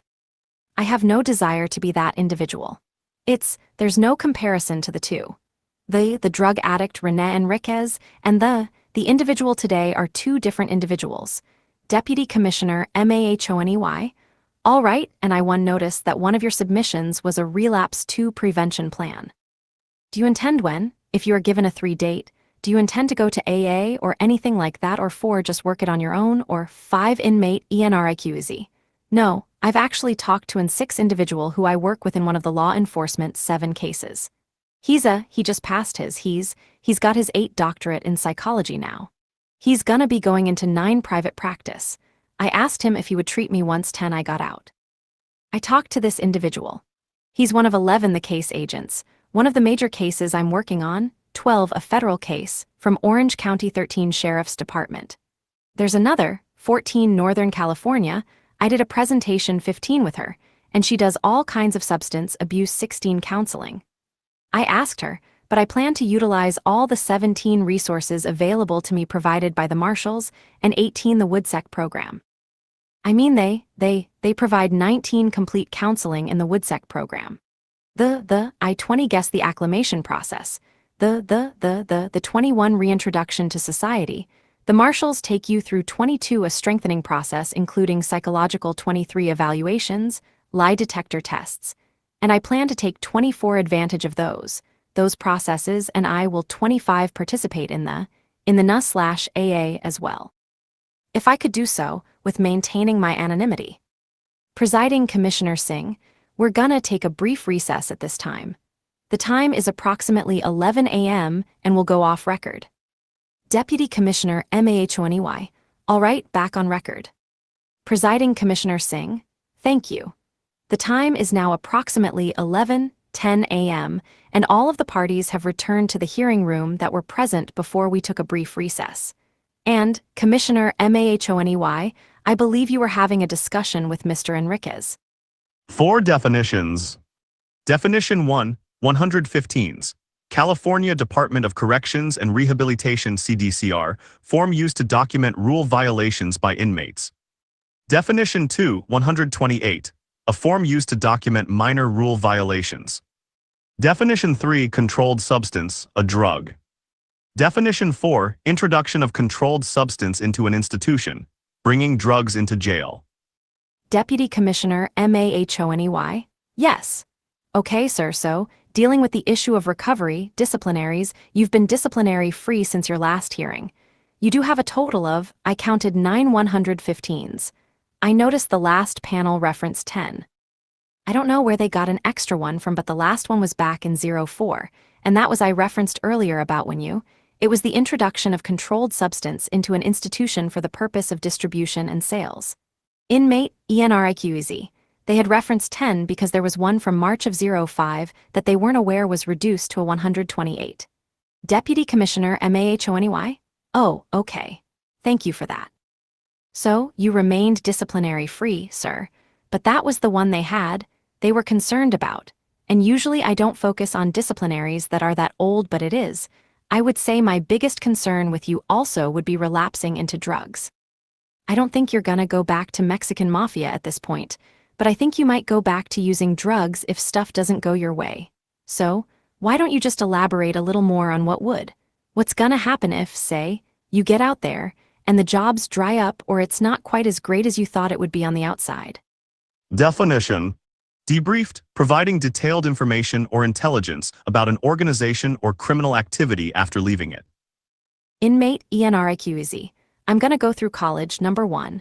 I'm gonna have a career to fall back on. I have a number of employment opportunities that are available to me now. Including training, writing, that's attorney BSCKMAN, that's not the question. Presiding Commissioner Singh, the question is attorney BSCKMAN, How do they know you're not gonna relapse? Presiding Commissioner Singh? Yes. How are you, Inmate Enriquez? Oh, okay. 1. Presiding Commissioner Singh? What are your 2. What's your plan to not use drugs again? 3. Inmate Enriquez. Oh, maintain the therapeutic 4 aspect, and NA/AA if I can maintain my sobriety. 5. Private counseling. I think that's absolutely 6 necessary to reintegrate positively. I think that 7. There's some things that I am so far removed from, after 8 almost a quarter century, that I need therapy as part 9 of the process to maintaining my sobriety, and I plan 10 to do that. I've actually reached out to, again, 11 and another therapist. And I'll maintain, my 12 wife is a strong figure. Very strong personality, and at 13 has no tolerance for drugs, and I love my wife dearly. I 14 think she's been the source of my strength and my 15 guidance throughout this process. One of the reasons 16 that I'm so proud of what I do is because my wife 17 is proud of me. 18. Presiding Commissioner Singh. Weren't you 19 married to her in 2004 when you were using drugs? 20. Inmate Enriquez. No, ma'am. 21. Presiding Commissioner Singh. When did you marry 22 her? 23. Inmate Enriquez. I married my wife in 24 years ago, approximately in December. 25. Presiding Commissioner Singh. Did you have a sales, for distribution and sales, not just for personal use? You were caught with a 8.9, or your whoever, Helen Landrick, was caught 8.91 grams of powder containing meth. I mean, that's not just personal use. What, you had already debriefed though at that point. Inmate Enriquez. I had Deputy Commissioner Mahoney. What made you then get back into the criminal lifestyle of, to sell drugs in the prison? 3 definitions. Definition 1, dunked, a period where an inmate was no longer in use. Definition 2, SHU, security housing unit, a segregated area in a prison for inmates who pose a security risk. Definition 3, non-disciplinary segregation, separation from the general population for administrative reasons. Inmate Enriquez. Well, there was a period where I was essentially dunked. I was sent back to, not being used by a law enforcement, everything fell apart. I went into a period of depression, and I did start dealing drugs. I started distributing narcotics, using drugs, I became addicted, and I went right back to those old behaviors. Like, again, just fresh out of the mob, and went right back to that same ideology, that same mentality, no excuse for it. I plead guilty. During the process of disciplinary hearing, I plead guilty because I was guilty. But since then, we went through the same process, and then just a few years ago, everything fell apart.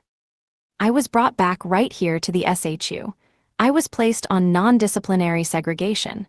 I stayed here for approximately 3 or 4 months. I went back to another maximum security facility. Housed in the hole, and I didn't quit then, I didn't go back to sobriety. In fact, during this whole process, I found drugs in Monterey Park. There's a letter in this binder where I found drugs, I turned them in. I turned in cell phones. I turned in cash, $13,500. I've had every opportunity to do those drugs. Deputy Commissioner Mahoney. Well, you plead guilty, but then you also argued at the hearing that the substance was being used for personal use, not for distribution. Inmate Enriquez. Yeah, at the time, I was still using at that point in time. At that hearing. I had not gotten sober until sometime after that disciplinary hearing. Deputy Commissioner Mahoney. You used meth too, Inmate Enriquez. Yeah, anything I could put in my arms or anything. Whatever it was, I would use it. I was just at that point where I was using everything. Deputy Commissioner Mahoney. So, when's the last time you used any substance of any form, Inmate Enriquez? No, November 2005. Right before I left here. In fact, I have met one of the case agents. He came down to interview me, and he told me straight out, he says, look, I'm gonna give you a chance to change your life. I'm gonna give you one's chance, and it necessitates your sobriety. If you violate that one time, you'll be on the first thing smoking, not just back to here but back to the SHU. And I believed him. And this is the one chance after SSU and everybody else invested so much in me that they came back and they afforded me, and I wasn't gonna mess it up. Nor am I gonna mess it up in the future. This is who I am today. The sobriety is something I value. The clarity. This is respect. The accomplishments, the providing people with closure, the doing things productive, having people proud of you because you're sober and you're doing the right thing. That's something that's respectful and honorable, and I won't forfeit that for getting high. Deputy Commissioner Mahoney. Anything else you want to, about your programming that you want to get on the record? Definition. PrEP program, prison education program, offering educational programs for inmates. Innate Enriquez. I've attempted that PrEP program with Sister Marichon, and I want to take the other modules. It's just that disclosing the address is so precarious. It's so precarious, and there's so precious few other resources available to me, I can't even receive correspondence where I'm at. I can't write or send correspondence, so it's very difficult. Presiding Commissioner Singh, do you read books? Innate Enriquez. I do.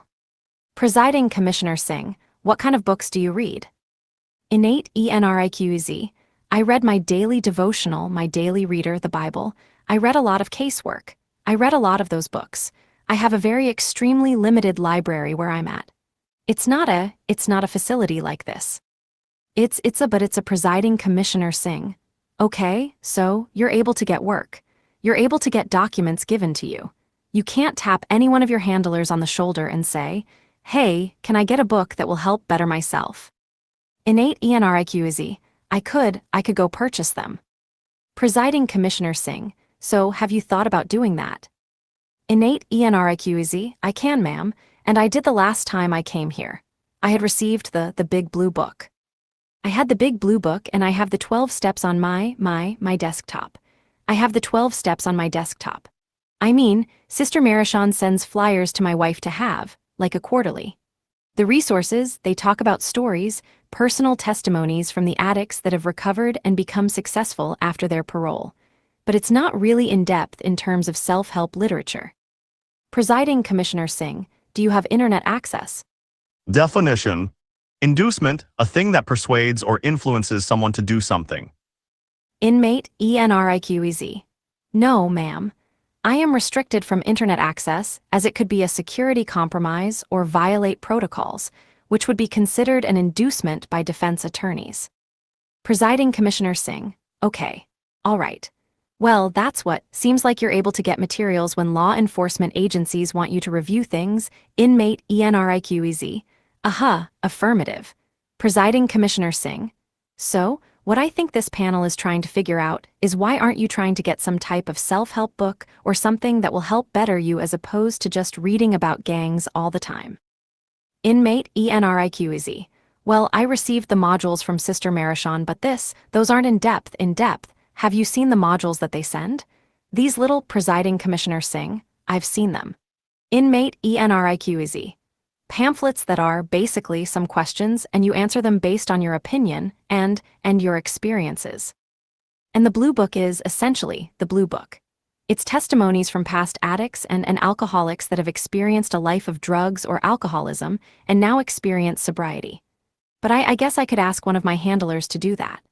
Their responsibilities are so vast in terms of coordinating courts, transportations, security, identities, everything that's entailed.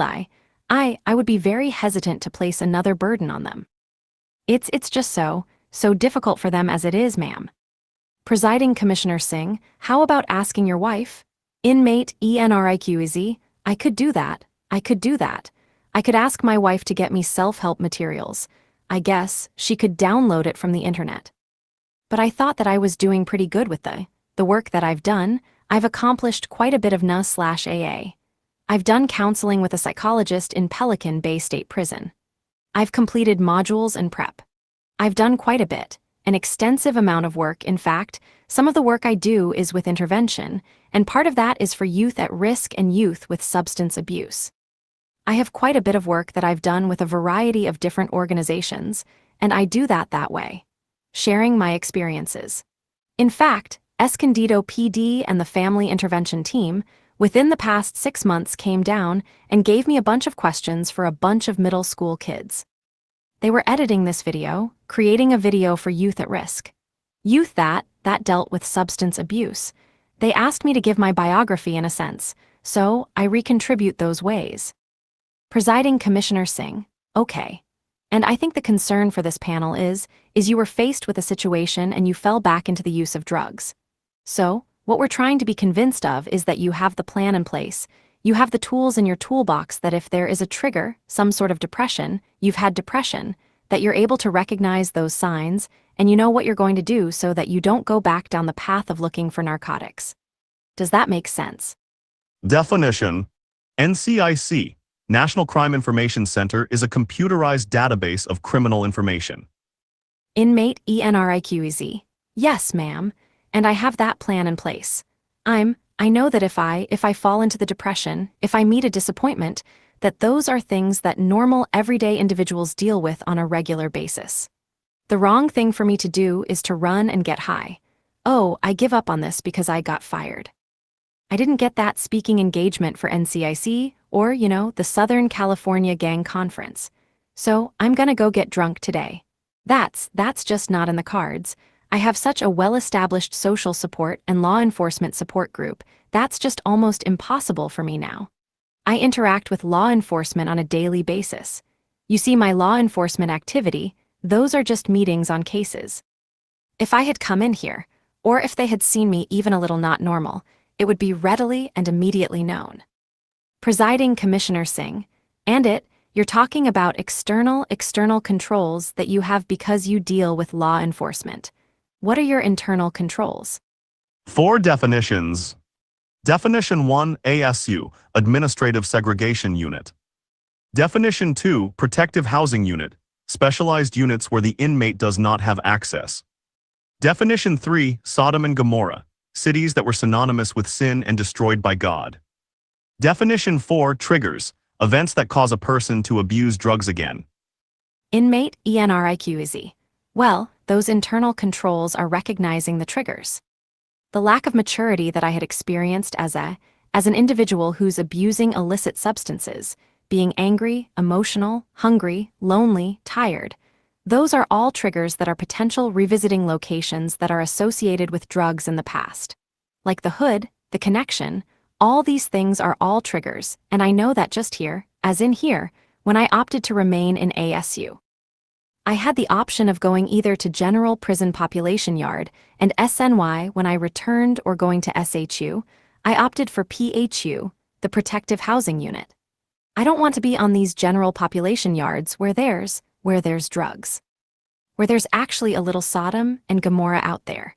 Just as you and a normal individual elects to live in a good neighborhood, I elect not to live on the General Prison Population Yard where there's all these drugs. And that's the same thing I'll do. My in a nice area. A reasonable area. I mean, there's crime in every city, but I know what's gonna set me up for failure. I cannot go back to the old haunts. I cannot go back to the old drug connections. I have no desire to do those things. And just as I elected to here, to refrain from going to these populations where they're infested with drugs, I'll do the same thing on the streets. Presiding Commissioner Singh, all right, thank you. All right, I'm sorry. Deputy Commissioner Mahoney, just one last comment. I'm just kind of even taking a step further from what the commissioner just asked you individual that I was. The human being that I was, or the lack thereof. And now that I have come to this point, I've realized, just the accomplishments that I've done and I've achieved in this 12-year period. If I could compound that or multiply it, I could do so, even a greater amount of good being sober on the streets, if I did that much in here. Deputy Commissioner Mahoney, what if you lose all that? I mean, sir, it's obvious just from talking to you for the last hour and a half, you like being respected, you like having a sense of power, you had that in the Mexican Mafia and you have that now in your position. I think it's fair to say, and you'll probably have that when you get out, but what happens if that goes away? Are you gonna return to something maybe not so positive to get back that respect and power? That's kind of what I'm concerned with. Inmate Enriquez, I just had this conversation with my wife. I don't care if I flip burgers for a living, I have some semblance of employment and now I'm actually assigned to for so I earn some income. And I really, and it's not a lot. It's not a lot. $200 a week. But helping to pay the mortgage and put the kids through school, that is so positive to me. That's something that's so much more than doing crime. I mean, if I have to collect aluminum cans and participate in landscaping, the most base of physical labor, I'll do that. 'Cause there's no coming back to prison for me. There's no going back to drugs for me. My wife is proud of what I do. I am proud of what I do. And it's not just about power. I don't think I'm in a position of power. I think the prosecutors are the individuals who have afforded me this opportunity, and the case agents, and I don't believe that that's a position of power.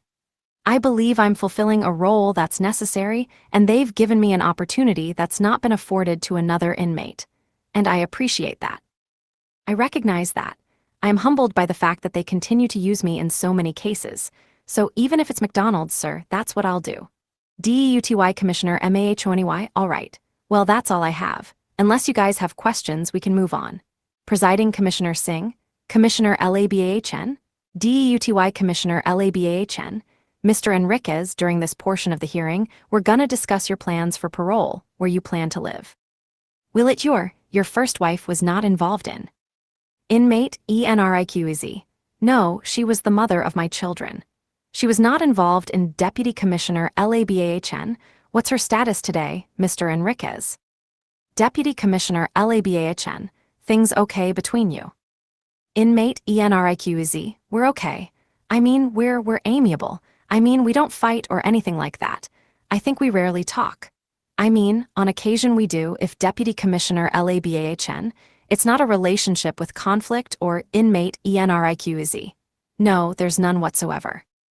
Deputy Commissioner LABAHN, all right. So, you're employed now. I had a question about the stipend. You indicate that you have a modest income of $200 a week. Is that the stipend that is referred to in the record? Inmate ENRIQEZ. Yes, but I also receive periodic payments from the FBI called CHS payments. And that's dependent upon the primary handler, the determination of work, and they're actually processing me to become a contract employee for the FBI. Whether that occurs or not is really dependent on Washington, D.C. Deputy Commissioner LABAHN. And that would result, presumably, on your parole and a significant potential increase in your income. Is that true? Inmate ENRIQEZ. No, that'll occur now, even though I'm incarcerated. Deputy Commissioner LABAHN. Do you believe that, based upon what you understand, what you believe will be your opportunities when you're paroled, that you'll be able to realize sufficient income to support yourself? Inmate ENRIQEZ. I'm certain that I'll be able to sufficiently provide for my family. Deputy Commissioner LABAHN. And if you're unable to do so, is your wife's income sufficient to make up the gap? Inmate ENRIQEZ. It is. Deputy Commissioner LABAHN. Anything else you'd like us to know about your plans for residence, which are understandably vague based upon the circumstances? Definition. WITSEC Witness Security Program. Inmate ENRIQEZ. Well, I wish that I could give this board a concrete set of plans and say this is where I'm gonna live, this is what I'm gonna do, and these are the social circle that I'm gonna envelope myself with, but based on the fact that I'm going to WITSEC, it's so tenuous. I don't even know. I just know that it's a very stringent program. 2. I'll go to mandatory drug testing, mandatory polygraph, 3. Mandatory psychological evaluation, even more stringent 4 than the most stringent parole. I know that I have a 5 really good career lined up with law enforcement. I 6 educate already. I do lectures all over California for 7 law enforcement. 8. Deputy Commissioner LABAHN. When was the last 9 time you had a blood test or urine test? 10. Inmate Enriquez. I had about 4 months ago at 11 the location that I'm at. I did a full blood panel, 12 full urine sample. 13. Deputy Commissioner LABAHN. All of the 14 statements that you've made regarding your housing plans, 15 are consistent with the letter that 16, which again, was a nice letter. Inmate ENRIQEZ. Thank you, sir. 18. Deputy Commissioner LABAHN. There are quite a 19 few letters of support. That's an understatement. Mr. 20 BECKMAN, I'd suggest perhaps that I cover them by 21 category, and there are a few that I think bear a 22 particular mention, And when I'm done, if there are any 23 that you or your client feel should be focused upon, 24 I'll be happy to do that. Attorney BCKMAN, great. Deputy Commissioner LABAHN. So, there are multiple letters from the Los Angeles County District Attorney's Office from multiple prosecutors referencing multiple cases with which Mr. Enriquez has been involved as an expert witness. There's a letter from the Deputy Attorney General with the California Department of Justice, essentially the same. There are numerous letters from Los Angeles Police Department captains, primarily in special units, attesting to the assistance received in a number of prosecutions by Mr. Enriquez.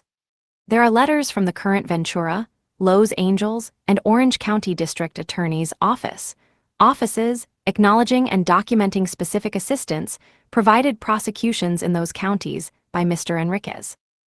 There's a letter from the California Gang Investigative Association, which is made up primarily of peace officers, acknowledging Mr. Enriquez's accomplishments as an expert witness. There are a number of letters from the United States Department of Justice, specifically from, I believe it's 3 separate Assistant United States Attorneys, attesting to and acknowledging Mr. Enriquez's assistance with various cases. There's a letter from the FBI. There are several letters from various individuals within California Department of Corrections and Rehabilitation. There are other assorted letters from law enforcement recognizing Mr. Enriquez and thanking him for his assistance with training. There's several letters which I wish to address individually because I think they're particularly significant and perhaps, in fairness to Mr. Enriquez, should be mentioned. There's a letter from an individual who I think Mr. Enriquez referred to earlier, but who was not mentioned by name, and that would be a retired investigator, who apparently was the one who gave Mr. Enriquez a second chance, having met him the first time when he was under the influence of heroin, and subsequently, a fairly short time thereafter, when Mr. Enriquez had cleaned up, started the relationship that, I guess, has brought him in some respects to where he is today. And that letter acknowledges Mr. Enriquez's progress and expresses a considerable amount of trust in him. There are 2 letters of particular interest to me, given our context here, one from the Monterey Park Police Department and one from the Anaheim Police Department, which are submitted by individuals who have had the opportunity to observe Mr. Enriquez in, rather unusual but nonetheless a correctional setting for an extended period of time, and refer to him as a problem-free inmate. And there's the letter that I referred to earlier from Mr. Enriquez's wife, which I think is very consistent with the material Mr. Enriquez provided us, suggests a long-term stable relationship with no room in it for malfunction on Mr. Enriquez's part. I think that would be a safe statement. Inmate ENRIQZ, that's a very safe statement, sir. Deputy Commissioner LABAHN. There's a letter from Mr. Enriquez's expressing the support that one would expect from there's a letter from his which is particularly, I think, interesting, and I'm sorry for your loss, Mr. Enriquez. Makes no excuses for Mr. Enriquez's behavior, but clearly had the opportunity to see the process of change in full, to a certain extent, so the letter's there, and that's a good thing. And then, finally, a letter from who's an operations sergeant with the Los Angeles County Sheriff's Office. And I mentioned that letter in particular, not because its content, it's unique, but because it's the only letter that specifically suggests that Mr. Enriquez should perhaps be paroled. All the other letters are very careful in their words and very appropriate in their wording, and are obviously very positive with respect to Mr. Enriquez, but do not attempt to specifically suggest what this panel's decision should be today, and I appreciate that. Attorney BCKMAN, and the panel is aware of why that is. Is that correct? Deputy Commissioner LABAHN, I suspect so, yes. Attorney BCKMAN, thank you. Deputy Commissioner LABAHN, in any event we note the wording, the letters were appropriate. Inmate ENRIQZ, thank you, sir. Deputy Commissioner LABAHN, and I also note that concerning what options would be available for you and not available for your Mr. Enriquez if you are found suitable in terms of Attorney BCKMAN. Just to note for the record, even though it's probably not gonna be an option, he does have the as a place to parole. There is a letter. Deputy Commissioner LABAHN, Right, I saw that. Thank you for that. Anything else that you believe this panel should consider regarding your plans for parole or letters of support? Definition. Impeachment, the process by which a legislative body formally levels charges against a high official of government. Inmate ENRIQEZ. Letters of support, particularly from the prosecutors and law enforcement investigating agents or case agents, I specifically request that no recommendation is made as it may be construed as an inducement and used for impeachment purposes during my expert witness testimony. Deputy Commissioner LABAHN, and clearly those writing the letters understood and agreed. Attorney BCKMAN, I don't think there's anything. I think you've covered the categories very well. Deputy Commissioner LABAHN, thank you. Commissioner. Presiding Commissioner Singh, all right. As part of the hearing process, there was a comprehensive risk assessment prepared for this panel's review. It is dated, approved date is July 17, 2014, and did you get an opportunity to review the comprehensive risk assessment? Inmate ENRIQEZ, I did. My attorney came down and reviewed it with me. Presiding Commissioner Singh, okay. This is a 16-page report. It is part of your central file. It doesn't make our decision for us. It is something we take into consideration when weighing and considering all of the evidence before us. I want to make sure you have an opportunity to correct or clarify anything in this report. This report indicates you were interviewed by Dr. Athens, that's ATHANS, on July 10, 2014. You remember that interview? Inmate ENRIQEZ, I do, ma'am. Presiding Commissioner Singh, and were you truthful and honest with Dr. Athens? Inmate ENRIQEZ, I was. Presiding Commissioner Singh, all right. The report covers Attorney BCKMAN. For the record, just so you know, Dr. Athens was not alone. Dr. Tarami, Presiding Commissioner Singh, yes, she's the senior psychologist.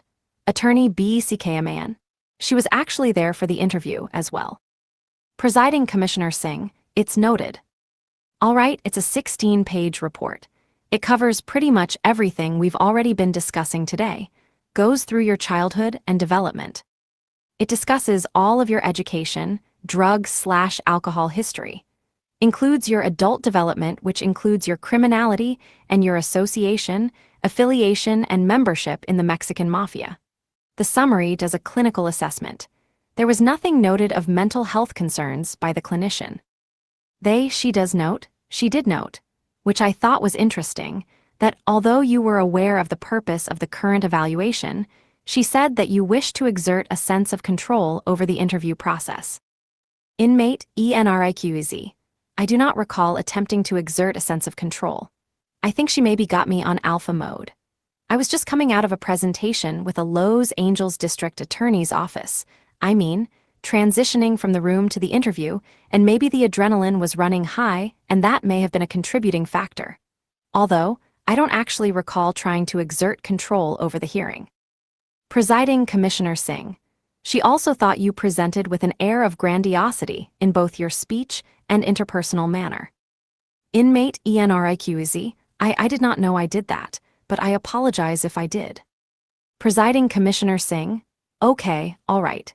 In regards to your substance abuse history, we've spent time talking about that. She does mention your participation in the PrEP program and that you were able to identify the 12 steps when she discussed them with you.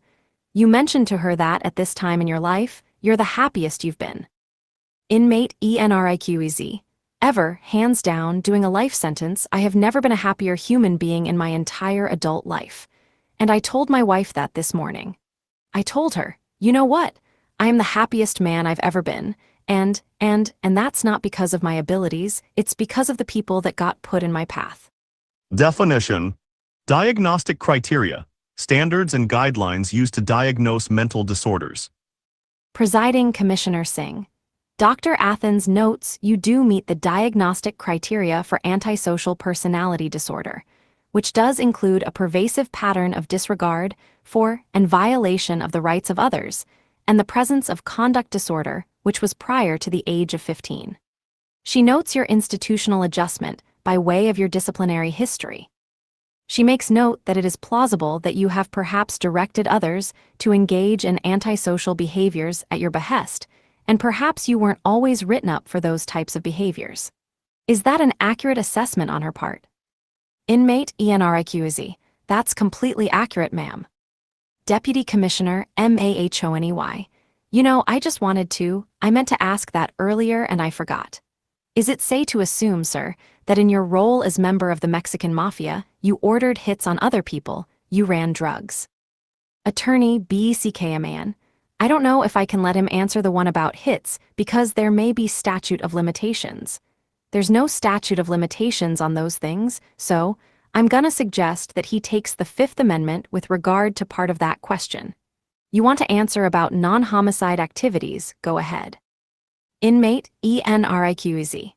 I think that the board can certainly surmise that I participated in a broad number of criminal activities in my capacity in a leadership role, as the Mexican Mafia.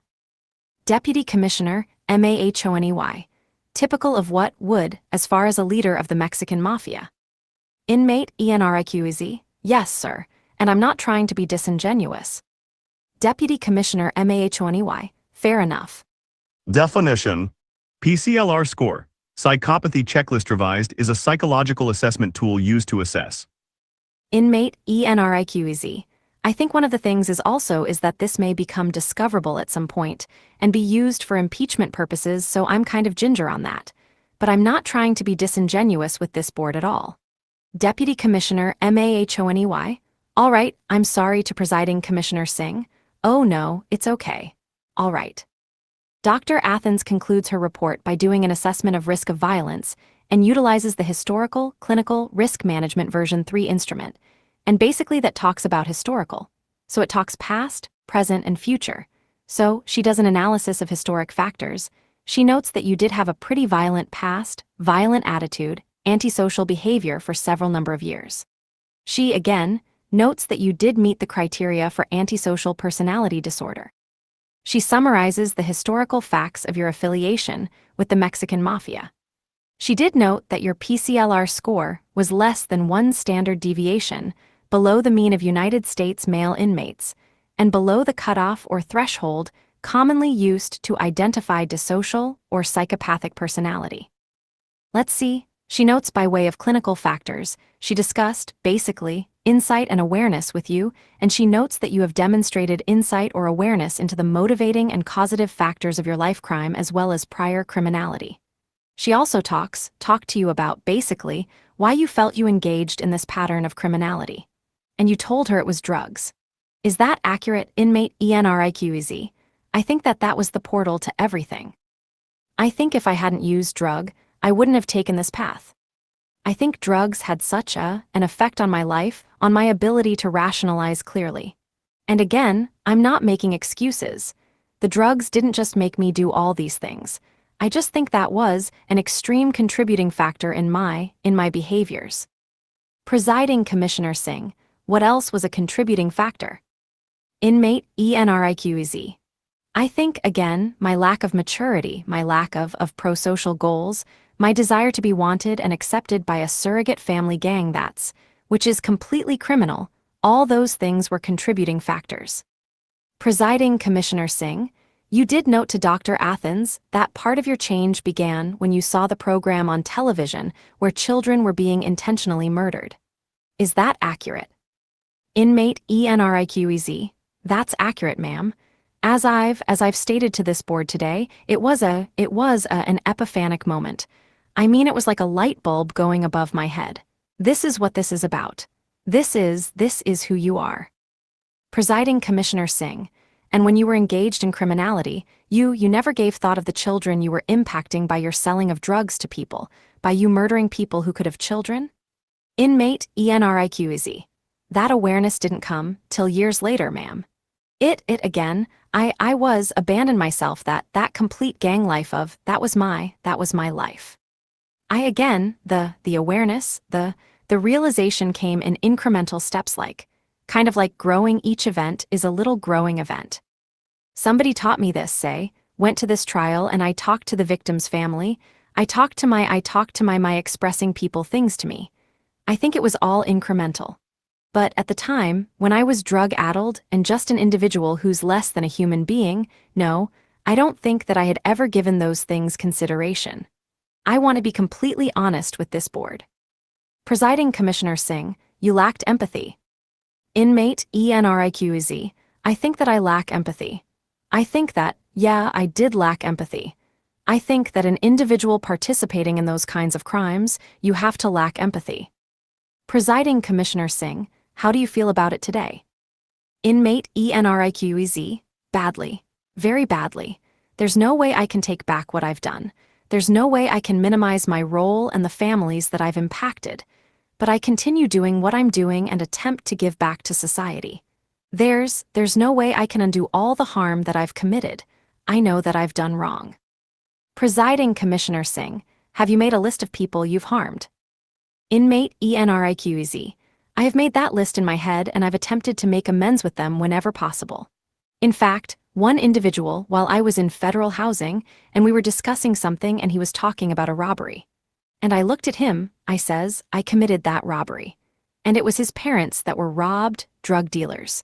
And I told him, please, express to your mother and father that I apologize to them. So I can, when I do make those amends.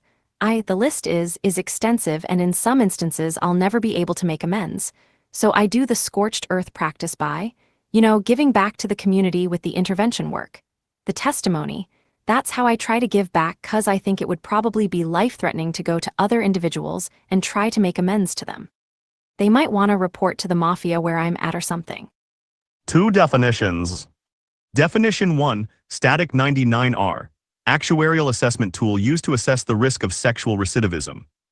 Definition 2, gang lifestyle associated with life in prison. Certainly. 1. Presiding Commissioner Singh. All right, let's finish with Dr. Athens' report. She also does an 3 analysis of risk management factors. We've discussed 4 your parole plans. I believe we've discussed what your 5 intentions are when you are released into the community. 6. She did also do the static 99R, which is used because of 7. The prior sexual offense that you were convicted of. 8. She indicates that you are placed at a low-risk category, 9 relative to other sex offenders. Other risk 10 considerations. She does a brief synopsis of your role 11 in the Mexican Mafia as another risk consideration. 12 because of the potential danger you or your family 13 members can face because of that. Overall, she gave her 14 opinion based on her training experience interview with 15U, review of your central file, and she believes that 16U represent a low risk for violence. She notes that 17 you are able to identify and discuss the contributing 18 factors involved and recognized how your desire to 19 emulate your older brother in childhood led to your drug 20 use, your gang involvement at a young age. Upon your 21 incarceration, you became involved with the Mexican 22 Mafia, quickly rose to a leader status, and your crimes, 23 your life crimes, were connected. Connected, and 24 that you acknowledged that you lacked empathy for 25 victims, those who you believed violated the code, the code you lived by, and that you had the mob mentality, and that you have indicated that you no longer follow those types of roles. And that you have developed empathy for potential victims, and you've also, basically, helped yourself exit out of the gang lifestyle. She does note you've demonstrated insight and understanding into your role of prior criminality, and you've made a commitment to live pro-socially in the future.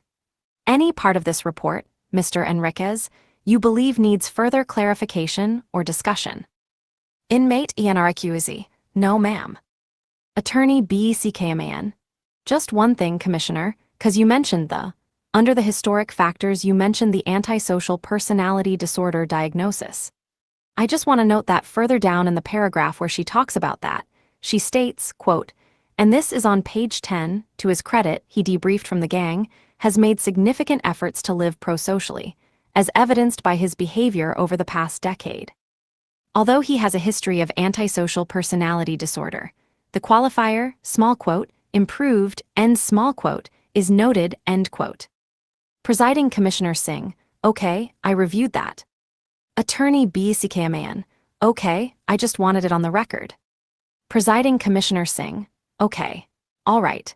You know, Mr. Enriquez, you've been out of the gangs, you debriefed in 2002, 2003, so you've been kind of out of the loop of what goes on with gangs. Inmate Enriquez. No. Presiding Commissioner Singh, since that time. Inmate Enriquez. On the contrary, it's true, ma'am. Presiding Commissioner Singh. So, how are you staying up to date on gang behaviors? Inmate Enriquez. Well, I testify to this all the time, so I'm gonna give you kind of the canned version, unless you want in-depth. Presiding Commissioner Singh.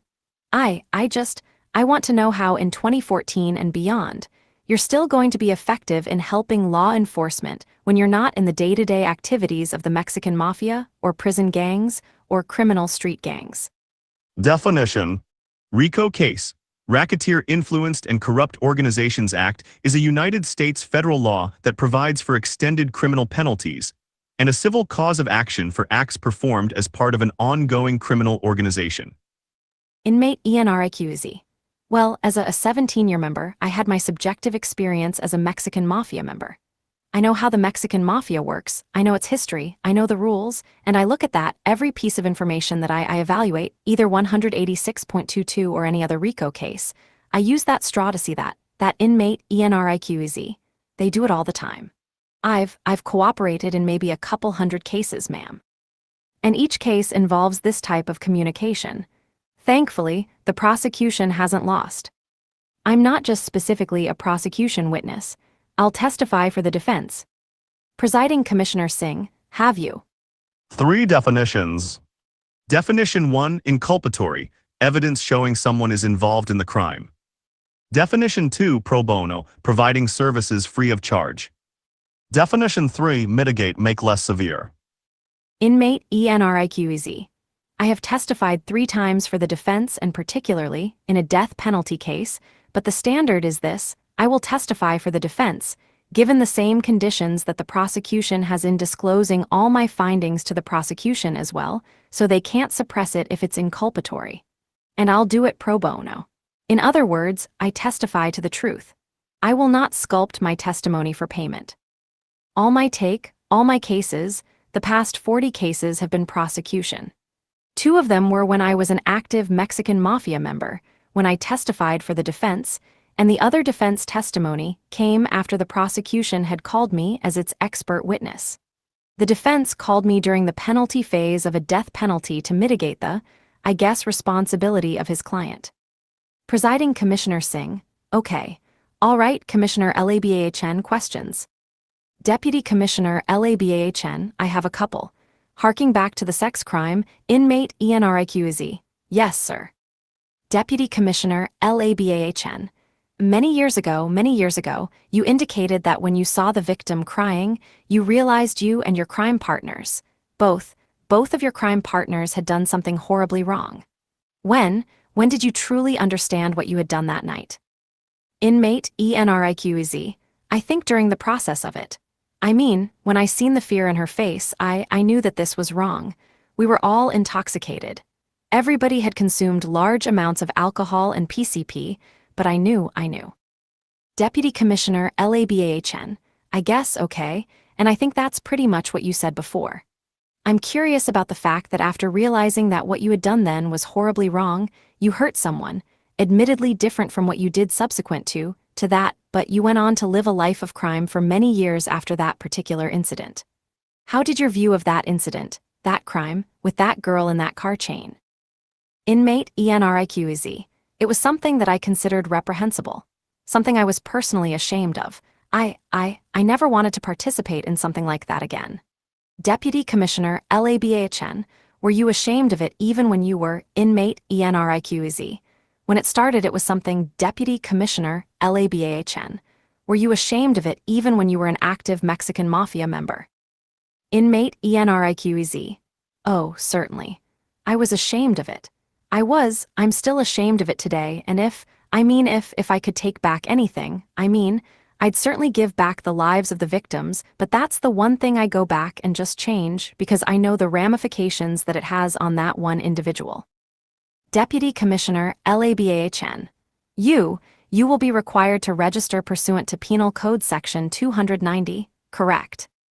Inmate Enriquez. Yes, sir. Deputy Commissioner LABAHN. So, it's ironic, I suppose, looking at your wife's address, that if you ever live there, people in that neighborhood might be more concerned about your 290 registered status than your past membership in the Mexican Mafia. Have you given thought to how you will handle the challenges that society often brings to 290 registrants? Definition: Witness Protection Program. A program run by the United States Department of Justice designed to protect witnesses. Inmate Enriquez. I think that that's certainly a consideration that I've had. I know that as part of the Witness Protection Program, the United States Marshal handles all of that. That my interaction with registration is done through the United States Department of Justice.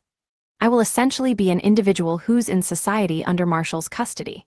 But I'll be in society, so I think all those responsibilities are gonna be placed on the Marshal's Department and the Department of Justice. Deputy Commissioner LABAHN. What about when you're no longer in witness protection? Inmate Enriquez. I don't think that that's ever gonna be an option.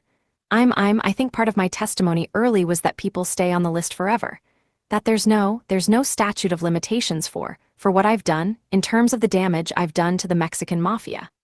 It'll never be mitigated, they'll say. Well, it's been 15 years and Rene's no longer a threat to us because he's not testifying. No, he put X amount of members away, he's gotta be killed. Deputy Commissioner LABAHN.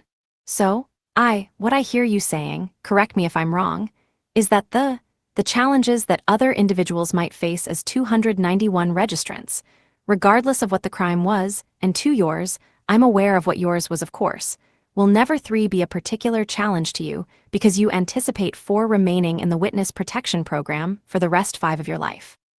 6 Inmate Enriquez. I'm not certain that 7 will be the case.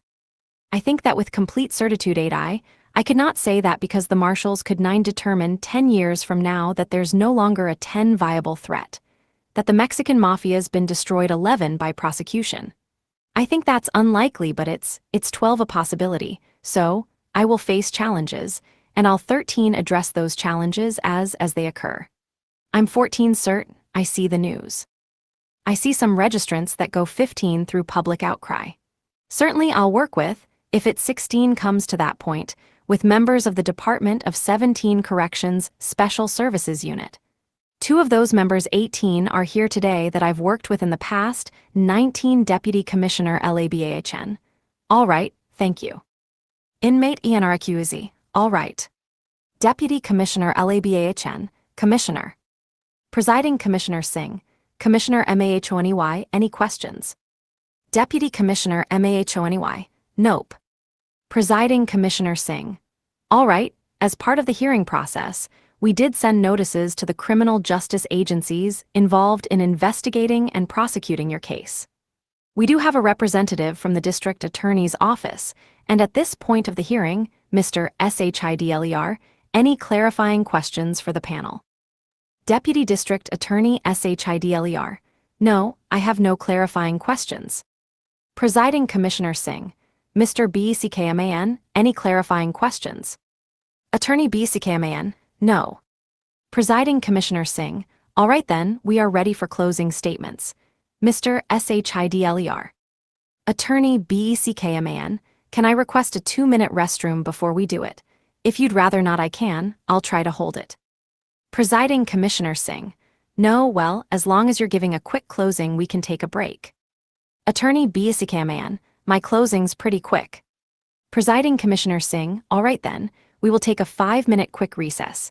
Time is 12:05 p.m. Deputy Commissioner MAHONEY, back on record. Presiding Commissioner Singh, all right. Time is now 11:10 p.m. and we are back on the record. 9 definitions. Definition 1, recidivism, relapse into crime. Definition 2, lay opinions, opinions not based on expertise. Definition 3, nexus, a connection or series of connections linking 2 or more things. Definition 4, abusive discretion, decision that is arbitrary or capricious. Definition 5, good time credit, reduced time off sentence for good behavior. Definition 6, heroic act, bravery in a dangerous situation. Definition 7, three-judge panel's order, a directive from a panel. Definition 8, suitable for parole, eligible for parole. Definition 9, parole operations, activities. Deputy District Attorney SHIDLER. A. AM Presiding Commissioner Singh.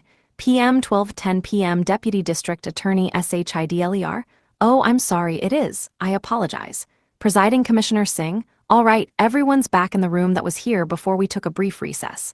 Mr. SHIDLER, closing statement. Deputy District Attorney SHIDLER. Okay, thank you. Well, the inmate has come in today wearing a nice suit, and I'll mention the blue shirt also, and a tie. And I was presented today a pack of letters, very thick, several from my agency, the district attorney's office from Los Angeles, and numerous other agencies. But I want to bring this back to the criminal history of Mr. Enriquez. Mr. Enriquez comes in here today with one of the worst criminal histories that I have seen. He was sentenced under the habitual offender laws, and his juvenile record is bad. His adult record is bad. He's a 290 offender, must register. And yet with all that, he commits 2 murders, and then while in county jail, there are 2 incidents where he stabs other inmates while in county jail. The inmate cannot escape that. He's participated in the EME while in prison and committed crimes. Well, he has managed to pick up, I believe it was 9 115s while incarcerated. And I would just one comment regarding his lack of 115s recently. Naturally, 2, I don't know where the inmate has been, but I would 3 assume it's in a location where 115s aren't handed out for, so it's not surprising that the inmate has no 115s.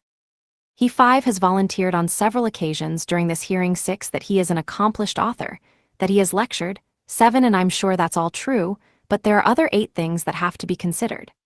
In the 9 sentencing memorandum, which is in the materials I was 10-handed. His attorney at the time, Mr. Gutierrez, 11 Joe Gutierrez, made the comment to the sentencing 12 judge about what a good person in effect, what a good 13 person the inmate is. This is coming from 14 about it is about the inmate, who has 15 just participated in 2 stabbings while in the criminal 16 courts building in Los Angeles. A stabbing, serious 17 stabbings of 2 other inmates, who has committed 2 18 murders and a slew of other crimes, yet he convinced Mr. 19 Gutierrez, who by the way, the judge comments about 20 how honorable Mr. Gutierrez is, and that he wouldn't 21 mislead the court. Mr. Gutierrez states that 22 the inmate is a good person. Now what I am getting 23 around to, eventually, is that I noticed one of the 128's 24 that the inmate managed to pick up, while incarcerated 25 was for manipulation of staff. It appears to me that the inmate was involving manipulation of Mr. Gutierrez, manipulation of the judge, during that sentencing hearing. And I would like to have this board consider whether he has engaged in manipulation at this time. The inmate has taken the EME, the Mexican Mafia, and made a growth industry of it. He is used to try to buy his ticket out of prison, to support his family, to make money, and I have the same question one of the commissioners asked. What happens if that dries up? What is the inmate going to do? I don't have an answer for that. I would just like the board and the panel to consider all of that when making your decision today. And with that, I'll submit it. Presiding Commissioner Singh. Thank you, Mr. SHIDLER. Mr. BCKMAN. Attorney BCKMAN. Rene Enriquez has rehabilitated himself in prison, and he should be found suitable for parole today. He's admitted guilt and taken full responsibility for his crimes as a gang member, for the life crimes. He doesn't minimize his role in them. Most recent fad psychologist states that this is true, the 2014 CRA on page 14. He has insight into the causative factors underlying the crime, and through self-help and therapy, has addressed those factors, and through his good works and developed behavioral skills that ensure if he's released, he will not pose any danger to society. Again, the 2014 CRA, pages 7 and 9.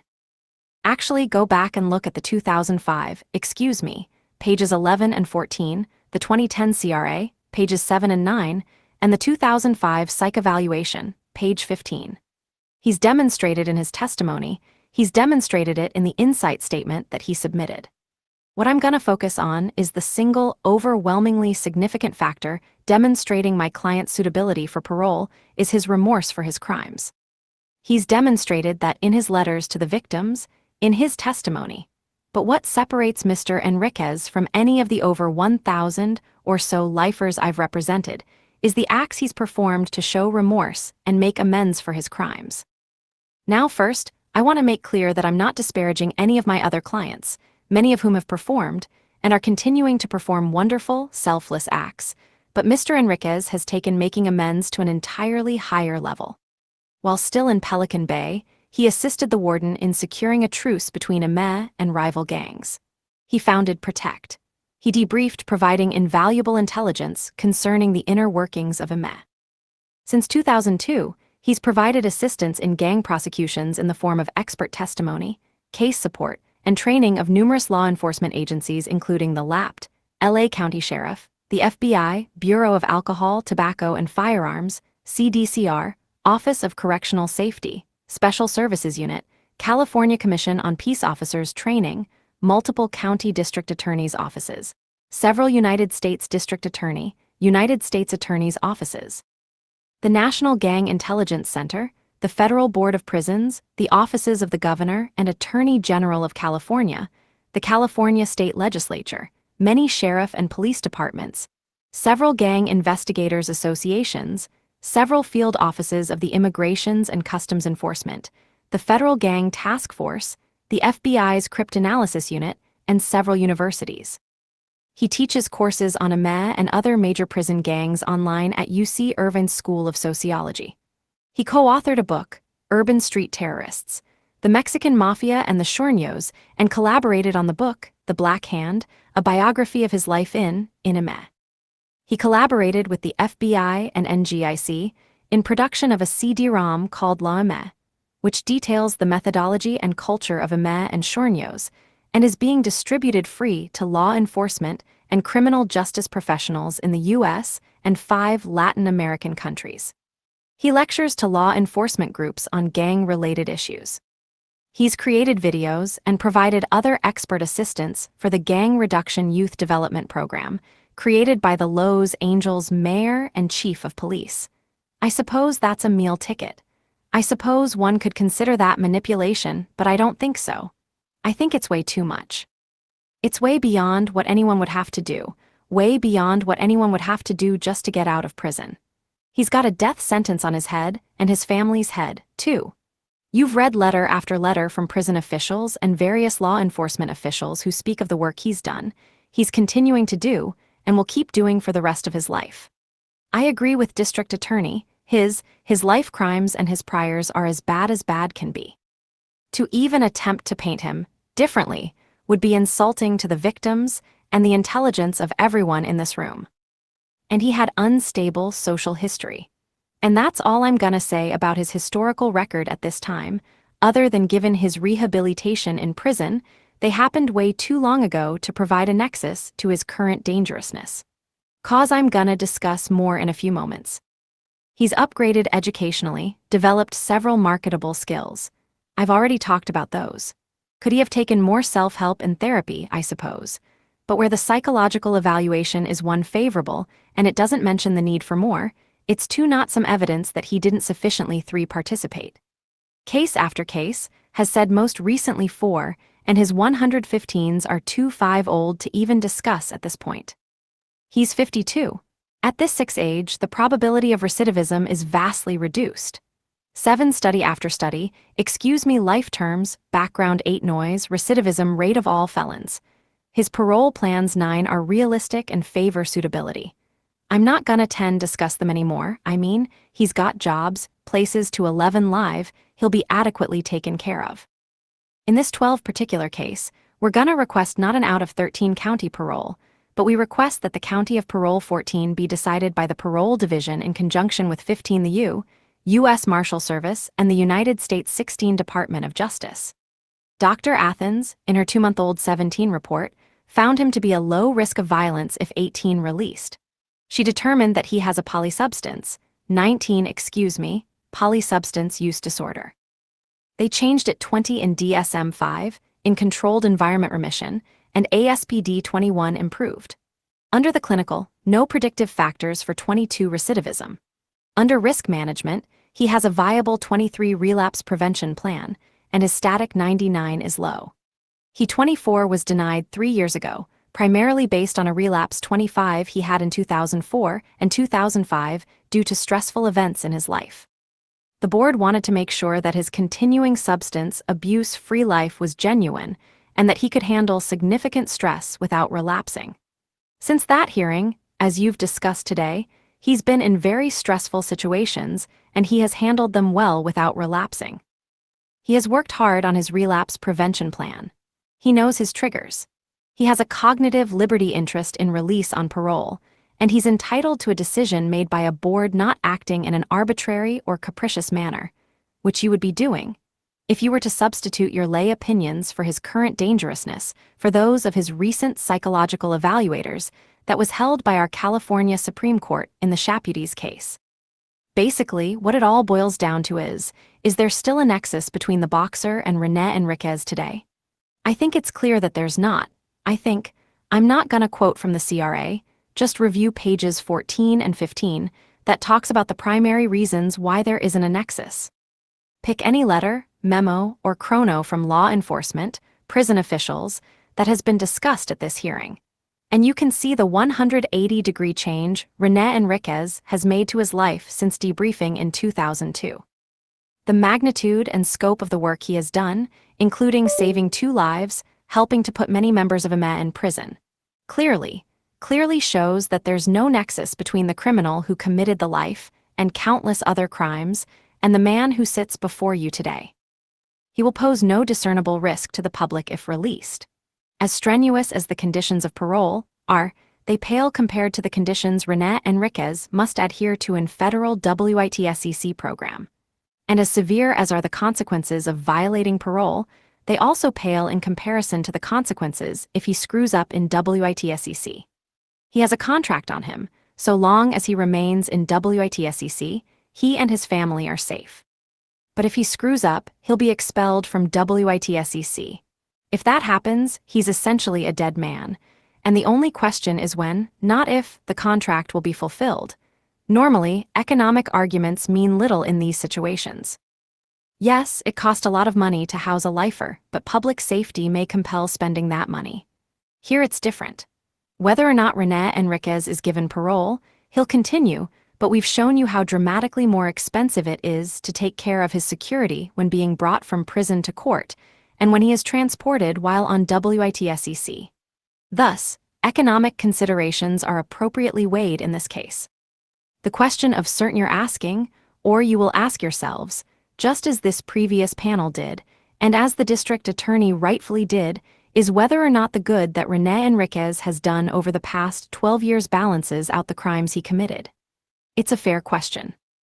But it's not a question that should have any bearing on his suitability for parole, because the answer doesn't address the only issue relevant to these proceedings, which is, does Rene Enriquez pose, today, an unreasonable risk of danger to society if released from prison?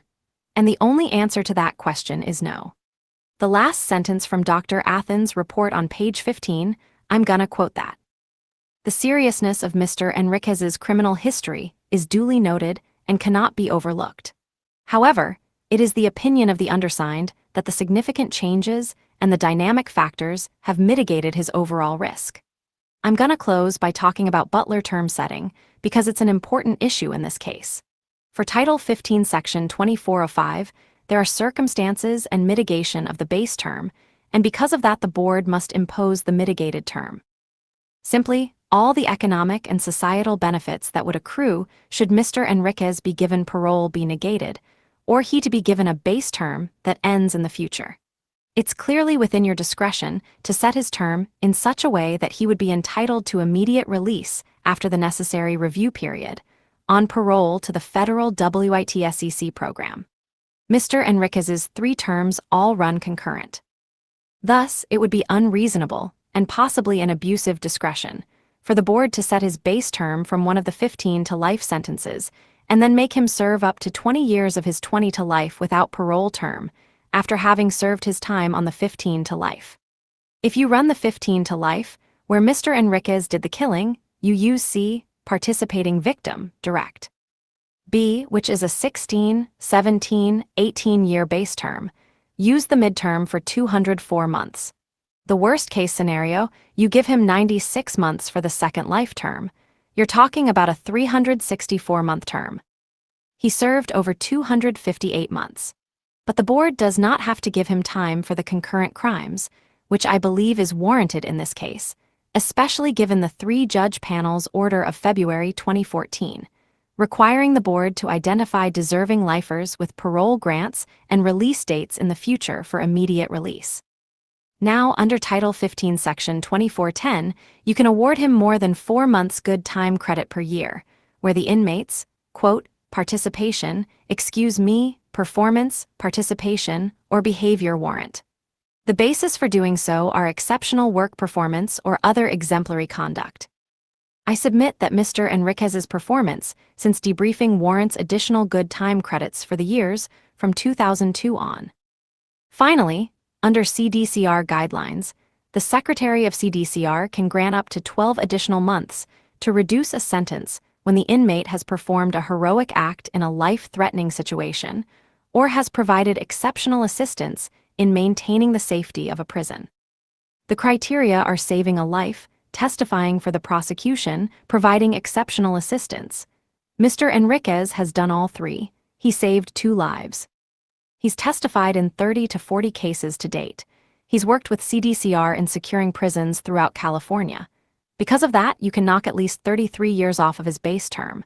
Cost-benefit analysis, straight rehabilitation analysis, Mr. Enriquez deserves to go home. Thank you. Presiding Commissioner Singh. Thank you, Mr. Beckman. Mr. Enriquez, would you like to make a closing statement, Inmate Enriquez? Yes, ma'am, I'll keep it very brief. I know it's been a long day and long morning for everybody. I apologize for being late, first and foremost. There's no mitigating my criminal history. There's just no way. It's horrific. Everything I've been completely forthcoming with this panel, with the district attorney and the prosecutor. I'm not here to do that today. Was I a manipulator in the past? Yes. Was I a horrific human being in the past? Yes.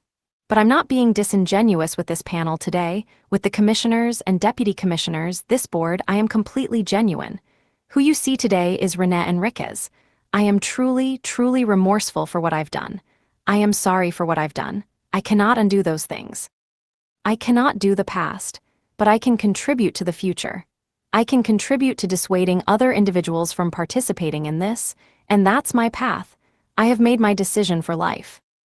Whether it's 10 years from now or 15 years from now, I'll continue what I'm doing, even if I'm not granted parole.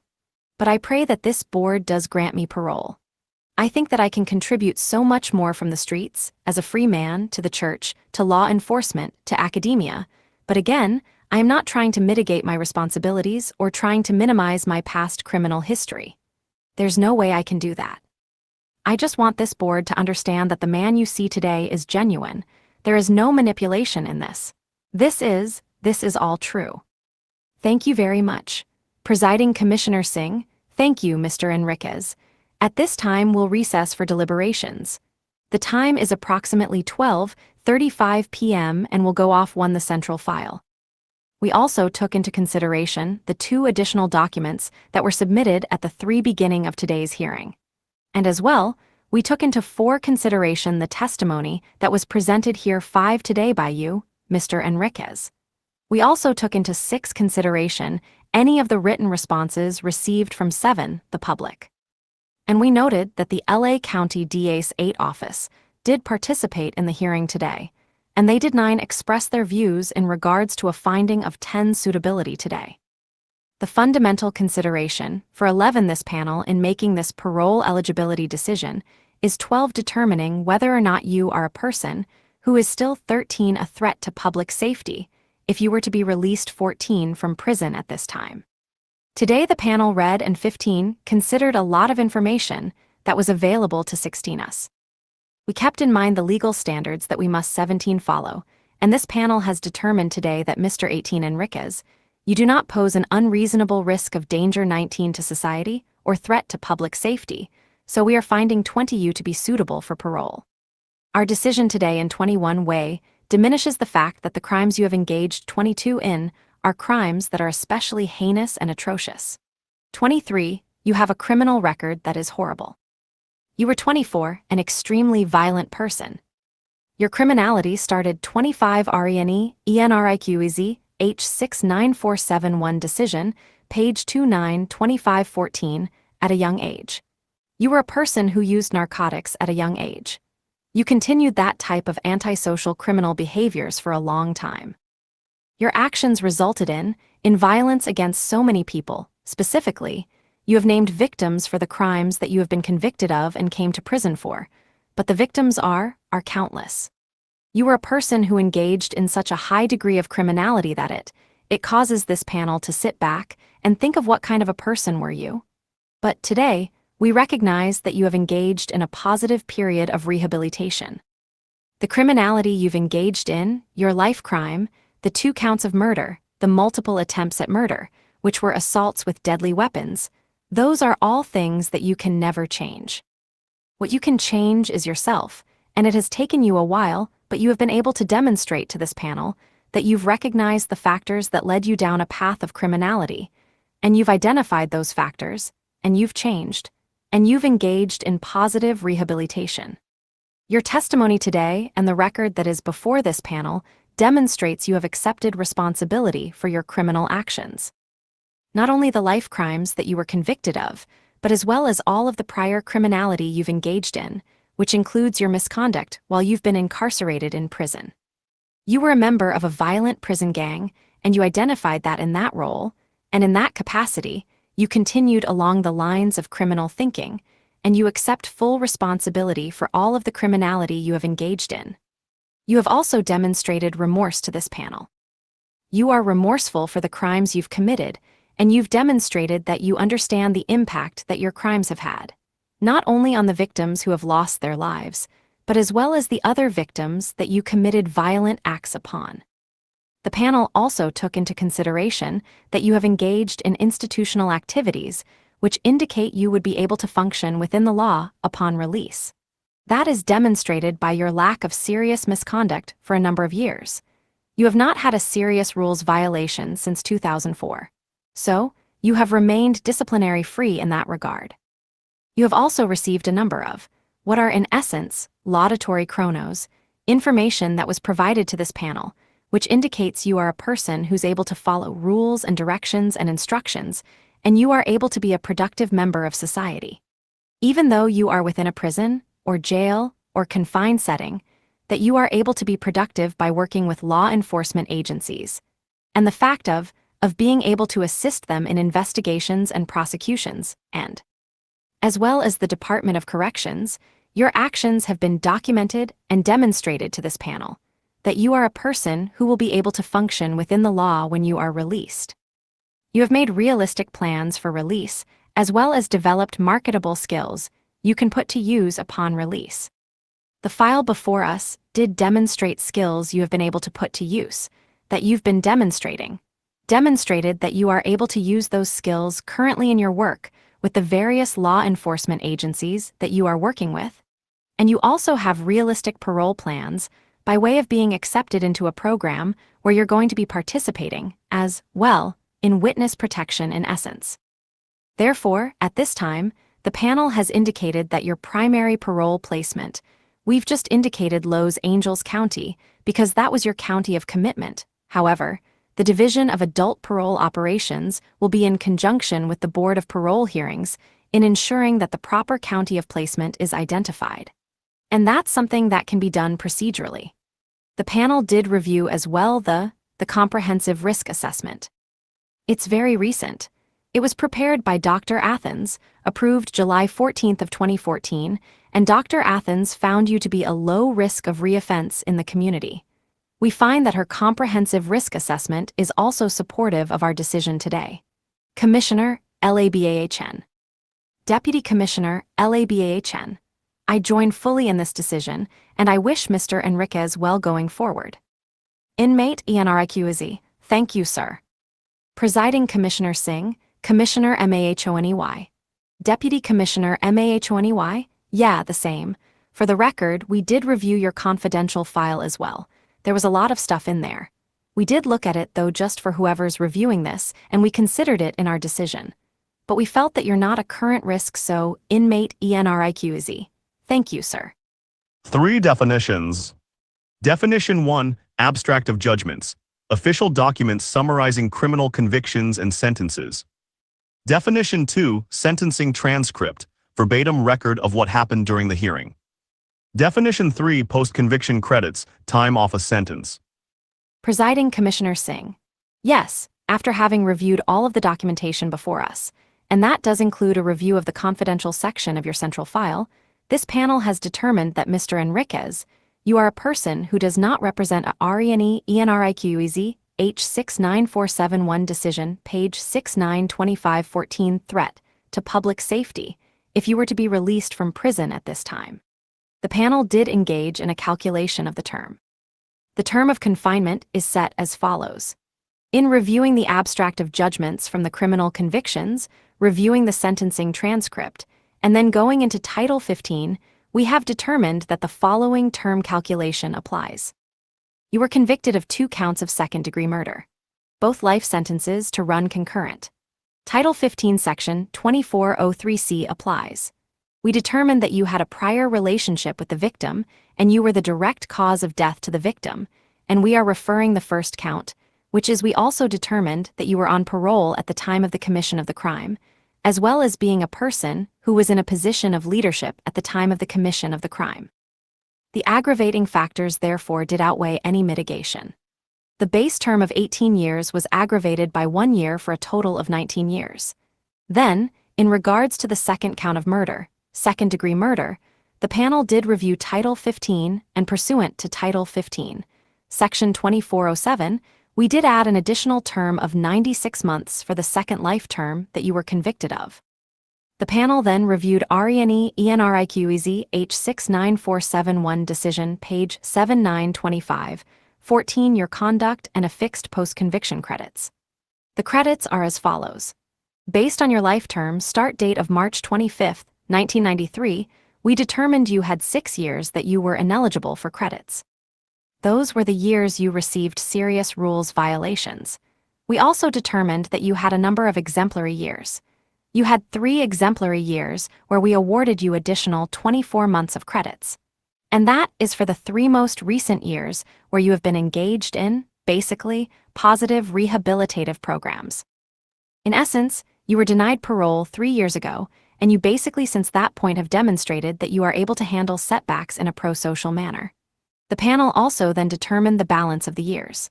12 years we awarded you the standard 4 months credit, a total of 48 months credit. Therefore, your post-conviction credit to calculation is 72 months. If this calculation is correct, you will be eligible for release upon conclusion of the review period.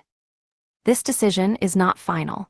This decision only becomes final once it is reviewed by BPH Decision Review Unit, and that can take up to 120 days. Then, it does not effective for an additional 30 days, during which time the governor's office can review this decision. If the decision is changed in any way, you will be notified in writing of any changes. Do you understand that? Inmate Enriquez. I do, ma'am. 2 definitions. Definition 1, violate any rules, break rules of parole. Definition 2, rescinded, cancelled. Presiding Commissioner Singh. If you do violate any rules, regulations, or laws before the decision is final, this decision is subject to being rescinded. Do you understand that? Inmate Enriquez. I do, and there will be no violations. Presiding Commissioner Singh. All right. When you are released from prison, you will be subject to all of the general conditions of parole and special conditions of parole. In accordance with your housing situation, and that will be in conjunction with Division of Adult Parole Operations, pursuant to Penal Code Section 2512 and 2513. The panel has determined at this time, we will not impose any special conditions of parole. However, that does not preclude special conditions from being imposed based on your current situation and the case factors that are involved in your commitment offense. Do you understand that? Inmate Enriquez. I do, ma'am. Presiding Commissioner Singh, all right. Anything else, Commissioners? 2 definitions. Definition 1, conclude our hearing, end the session. Definition 2, adjourn, end a meeting. Deputy Commissioner LABAHN. No, ma'am. Deputy Commissioner MAHONEY. No, I think you covered it. Presiding Commissioner Singh, all right then. As is standard, remain Attorney BCKMAN. I just have one quick, Presiding Commissioner Singh. Okay. Attorney BCKMAN. In transmitting the file and the decision to the governor, I'm assuming he'll be made aware of the confidential nature of everything and will be handled the same way that things have been handled through the board. Presiding Commissioner Singh? Yes. BPH's legal division will handle that. Attorney BCKMAN. Thank you. All right, just before I close, I wanted to thank the panel and the legal department for the method in which you've handled the very delicate nature of this proceeding and paperwork, and I appreciate that, and my client appreciates it as well. Presiding Commissioner Singh, all right. All right, that does conclude our hearing today. The time is now approximately 1:10 p.m. and will adjourn. ADJOURNMENTRNE ENRIQEZ H69471 Decision Page 10-9-25 14 Certificate and Declaration of Transcriber I, Isaac YANEZ, as the official transcriber, hereby certify that the attached proceedings, in the matter of the life CDC number H69471 term parole consideration hearing of RENE ENRIQEZ California State Prison, Los Angeles County Lancaster, California September 25, 2014 9:50 a.m. were held as herein appears. Further, this transcript is a true, complete, and accurate record, to the best of my ability, of the recorded material provided for transcription. You have reached the end of the document.